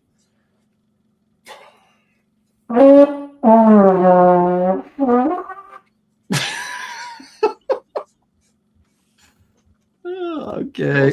Stealth for 5 big ones. Have you decided when the next super chats pick the categories again? No, we haven't, but could be soon. It's good that you keep reminding Aaron because I just don't want to overdo it. Yeah, he wants to space those out, and he might space them out too far where he completely forgets about it. Yeah, forgets it's a thing. Yeah, Aaron's spaced out. That for sure is true. No, I think I don't know. It was like just a month ago is the last time we did it, so it hasn't been that long ago, even though maybe it seems like it has. But maybe another week or two. I don't know. We'll see. Marlith 2005 says, "When was this, Aaron? 1980 BC?" Oh my gosh! Oh, wow. I moved to Gary. New York City from California to break into comics in 1980. So I don't know if you knew that or you just pulled that. Oh, he's trying to be a smart aleck. He's trying to be a smart aleck. That's what you get. So, but yeah, actually, it's true for you, Gary. Yep. I started making trips back to New York in like '89, I think, and did it for several years before I got. Yeah, I lived there for 6 years. 6 years of hell. No, it was an experience that I am glad I didn't have to repeat. Well, it was. I always liked going to New York, but after about a week, I was just so exhausted. I mean, it's so exciting when you first get there because it's like, oh, it is the city that never sleeps. You can literally go any place in the middle of the night and something's open and all that kind of stuff. Right. But it's such a high energy city, or at least it was. It is exhausting. Imagine, It wears Aaron. you out, man. Aaron, imagine. That's not even a word. But if it were a word, Imagine. I like it. Imagine adding 5 years and 51 weeks to that. well, I might have paced myself better if I, Yeah. was going to be there like years. Well, okay, here's a question. You may have already answered this, Gary, but I don't remember. So when you first said, hey, because you were from San Jose, right? Yes. And you said, I'm going to New York. Yes. How did you live? Where did you live at? Did you have something lined up? How did that No. go? Nope. That's So crazy. you moved to New York without any place to live? Yep. Well, did you have any sort of plan? I only had two things. One was both Marvel and DC said, editors in those companies, not the whole company, but editors said, if you move to New York, you could probably get work as a background inker. Wow. Okay. And the second was my pastor knew of an organization in New York City that had temporary housing for missionaries. Which you clearly And he said that they could hook me up for a couple nights stay. So that's all I had. And I packed my stuff up, sold my car. Are you And based kidding? on those two things, I moved to New York. No, when you say you moved, did you fly or drive there? Flew. Okay. So you get off. I want to hear this. So you get off the plane, and so then I assume you go right to this missionary place, right? Right. And it was in Manhattan. Okay. That was an interesting experience right there. I mean, my first night in New York City, green kid from California.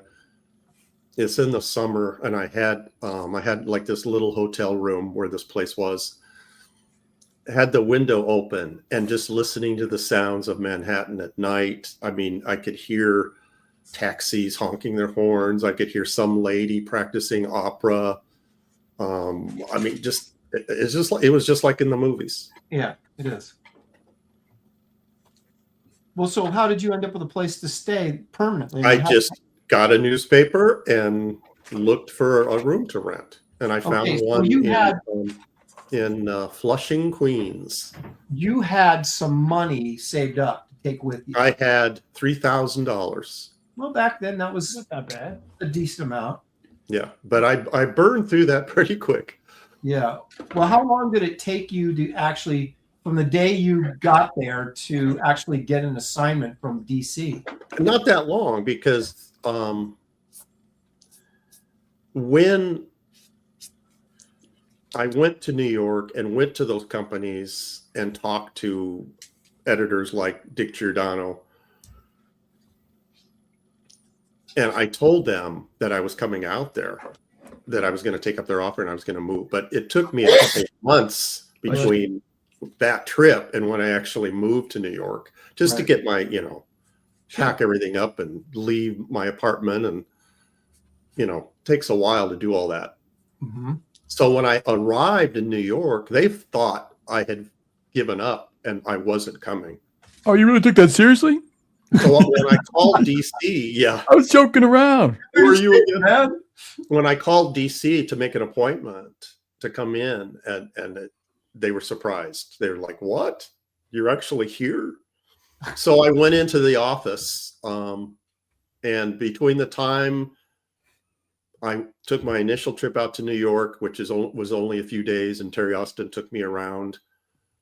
And one of the places he took me was Dick Giordano's studio in Connecticut. Was this before Continuity, or this was after Continuity? Studio? Yeah, Giordano started his own studio after he worked at Continuity. Okay. Giordano, between those 2-month time, DC hired Giordano as an editor, and so he wasn't doing the studio thing anymore. He was coming into the DC every day. Well, so it means he could give you. And so I just called up DC and spoke to him and got an appointment with him. Went into DC and he said, "Yeah, I got work for you." And so I got background work right away. The downside of that was that he paid me $12 a page. So you had to do a lot of pages. And I could do money. I could do full throttle. I could do 2 pages a day. So that's how much money I was making living in New York. $24 a day. Yep. Wow. Now, this is interesting because the editor then hooked you up with background. So it wasn't the inker. Well, he was still inking, even though he was doing backgrounds for him. Yeah, even though he was a full-time editor at DC, he still, I don't know how he did it. He inked at night and on the weekends. And so he gave me a lot of background work. And then he also recommended me to other artists. So I did background work for Bob Smith, Steve Mitchell, Frank McLaughlin, Ernie Colon, guys like that would come in the office. Wow. So how long did it take for you to actually get your first like inking job, not just backgrounds? I eased into it. It probably took about 6 months to get my first inking gig. And that was Dave Manick was the editor of the DC mystery books, like Unexpected and Ghost Tales and, all that stuff. They like to pair new inkers with veteran pencilers and veteran inkers with new pencilers on that book. And so I fit that category. And so they gave me Keith Giffen, Steve Ditko, who else, guys like that, to ink, like 6-8 page stories. And I would get one every once in a while, but my main income source at that time was still doing backgrounds. And that's not very much income. No, it wasn't. My first. Did your background price go up though? I mean, no. Wow. And that was my high rate. Giordano was getting $60 a page at that time, and that was DC's top ink rate. $60 a page. $60 a page, and I thought that was a lot back then. Like Bob Smith, as an example, he paid me $10 a page. So it was 20%. I think that's DC's high rate now is $60. Yeah, probably. So that was their formula, is that I got 20% of the inker's page rate. Hey guys, I got to check out early. I got to go pick up my son.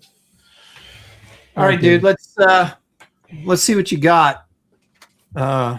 See what you got. I'm gonna make you big here. So you went with Hawkman, huh? Yeah. Oh, wow. Still got a lot to do. That looks really good. It's like all your Hawkman illustrations, he's always pissed off. As he should be.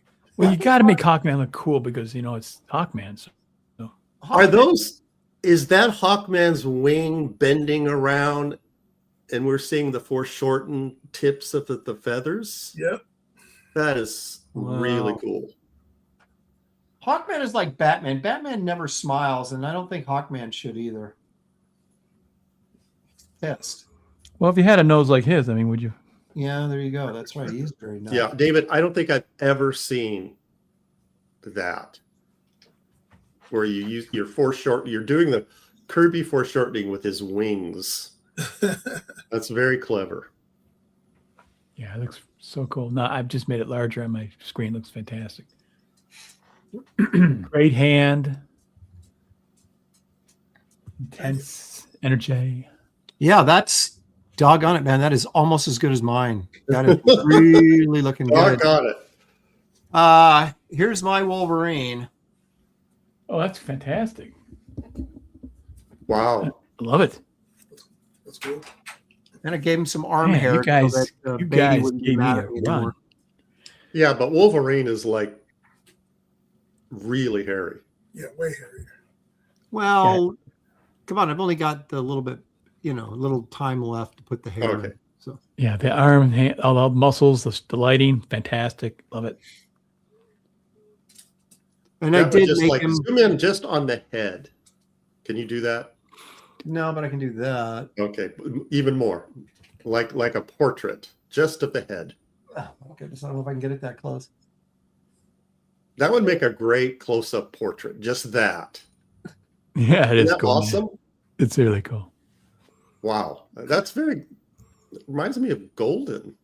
I got a little stylized here. I went with the super big arms and the shorter legs. Yeah, you got a little bit of that wolf Wolverine. Dark Shadow says legs are too small and mask is wonky. Dark Shadow, what do you know? Okay. Well, this is purposeful. You wanted to do sort of Everybody's a critic. a werewolf Wolverine is what this is. Sort of. Yeah, I know the proportions are exaggerated, and that's my intent. So Well, you can get away with that with Wolverine. yeah, having a little fun there. That's Yeah. all. Jeez, look at these guys, man. Yeah, you expect Wolverine to be anatomically correct, but you do realize he's a fictional character. Well, here's the thing. If you had somebody like Sam Keith do something like this, everybody go, "Oh, you're brilliant." I do it, and they're like, "Oh, his legs are too short. Yeah. Yep. You should be kicked off the show." So yeah, that's what I get for trying to. Is that what you're really saying? Yeah, I think that's what they're saying. I'm just saying that I think I should be cut a little bit of slack. Yeah, I'm gonna say Dark Shadow. Is that what you're really saying? Is that Aaron should be kicked off the show? Is there an invisible toilet under Wolverine? Look at the crap I'm taking from these. Oh my Are you kidding me? Wow! Wow, they are brutal. Wow! I expect that from Beatty, but not the rest of you. Oh my gosh. All right.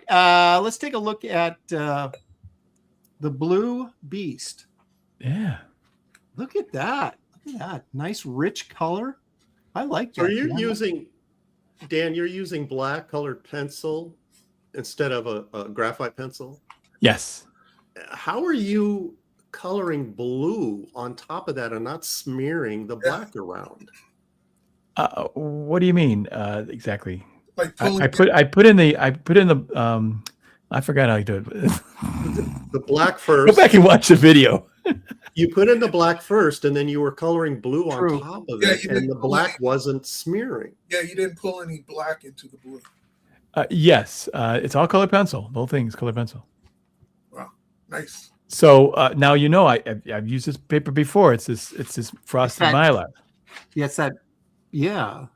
And what That's this does, it specialty. takes pencil really, really well, and it looks like paint. Okay. And it's not vellum. People ever think, oh, it's vellum. No, it's different than vellum. So, but it really gives it, colors pop off it. This is what I did all the trading cards, all those Marvel trading cards on. I did this technique, and I'm bringing it back now for these live streams because I actually really enjoy drawing it in color. Really, Well, That's great. I like that Yeah, foot. it came out great. Yeah. And it's fast too. I mean, it's pretty damn fast. So the cool thing is, if I wanted to, I can put an underlay because it's transparent. I can draw something, put it underneath it, and see it, and then color it. Ah. So this is a really, really incredible. I'm pretty sure I'm the only person that uses this technique that I know. I've never seen anybody else use it. You could draw a separate background, and it'll look like a color hole if you copied it. Yes, you could. You could do. You could shine through somewhat. I mean, of course, it is frosted, so it will take away some of the color potency. But yeah. Wow. Sean Willett says the quality finally got good. Wow. Wow. It does look like an oil or a acrylic painting. Right. Michael Bancroft says Dan wins this week. I think he meant to type in Aaron. I think that's a typo. I think I don't know about that. Yeah. He said Dan wines all week. Yeah. Well, that's true too. I don't know. You could go with either way. Clint Lowe says, "Can we trade Aaron for Rob Liefeld?" Wow. Okay. Oh man.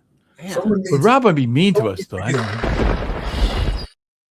It's getting I brutal. think there needs to be a nuke going on. I know. Nice foot, says HR 3800. Okay. Well, I just think maybe I got a little bit of animosity thrown my way for no reason. I think they were unfair to you. I think you should. I do. They did. Yeah, it was just The rendering on that arm is exquisite. It's Thank fantastic. you. You know what my mom would say? She'd go, "They're just jealous." That's what my mom would say. You know, all three pieces, I have to say, I think are good. No, we had a good week. You know, and Yep. I don't know why the chat has to come in and ruin it, but Yeah, I what thought we the had a heck? pretty good week. So, By the way, I will sell this. You know, just so you know, folks. I'll sell it. And I'll put it on my. Not just. I'm going to switch, Aaron, to. I've set up my shop now on my Ko-fi page. You know, rather than my website. It's even better because there's. I'm now selling some tutorials there. So, you know, you can go make donations, of course. So it's a one-stop shop. I know we need one for the show too. We got to do a Ko-fi for the show, but for all kinds of cool stuff. Vespa guy throwing $20 at us late. Thank you, Vespa. Really appreciate that. He says, all joking aside, great show as always. Hope everyone has a good night. Thank you, sir. We appreciate it. Thank you, sir. There's a couple other, we're gonna wrap this big super chats, Aaron. Yeah, you guys. Well, I got them all, didn't I? No, some new ones. Wait a minute. Oh my goodness, leg kick for 50. Gee, Merry Christmas. Wow. Leg kick.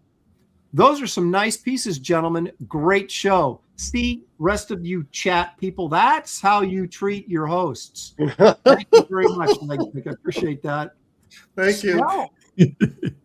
Stealth for 20. Whoa, thank you. Out of the kindness of his heart. Gary, why Exactly. No you comment, just giving us money. I know. And then Stealth for another 5. Make it rain. Have you decided when? Okay, we did that one. Okay, well, I don't know. After how I've been treated in the chat today, I don't know if I'm going to let him pick another category. This may be a while. Well, I think he's earned it. He's the biggest. Well, no, Stealth is don't- okay. It's the rest of these guys that are. Look at Dark Shadow says Dan wins this week. Okay, after all, insulting me, and then now he comes in with that. Okay. Well, you know what? I have to admit too. I mean, you pick the character like Beast. Everybody loves the Beast. You know, they just do. Yeah, they do. All right, David, David's we have to leave because he has to go. So anyway, he's flicking the lights, guys. he is. We gotta get out of here. You guys, thank you all for the super chats. That was Thanks, great. everybody. Thank you very much. Thank you for the participation in the chat. We couldn't have the show without you. I hope you all realize that, and we love you very much, regardless of how rude you might be to me.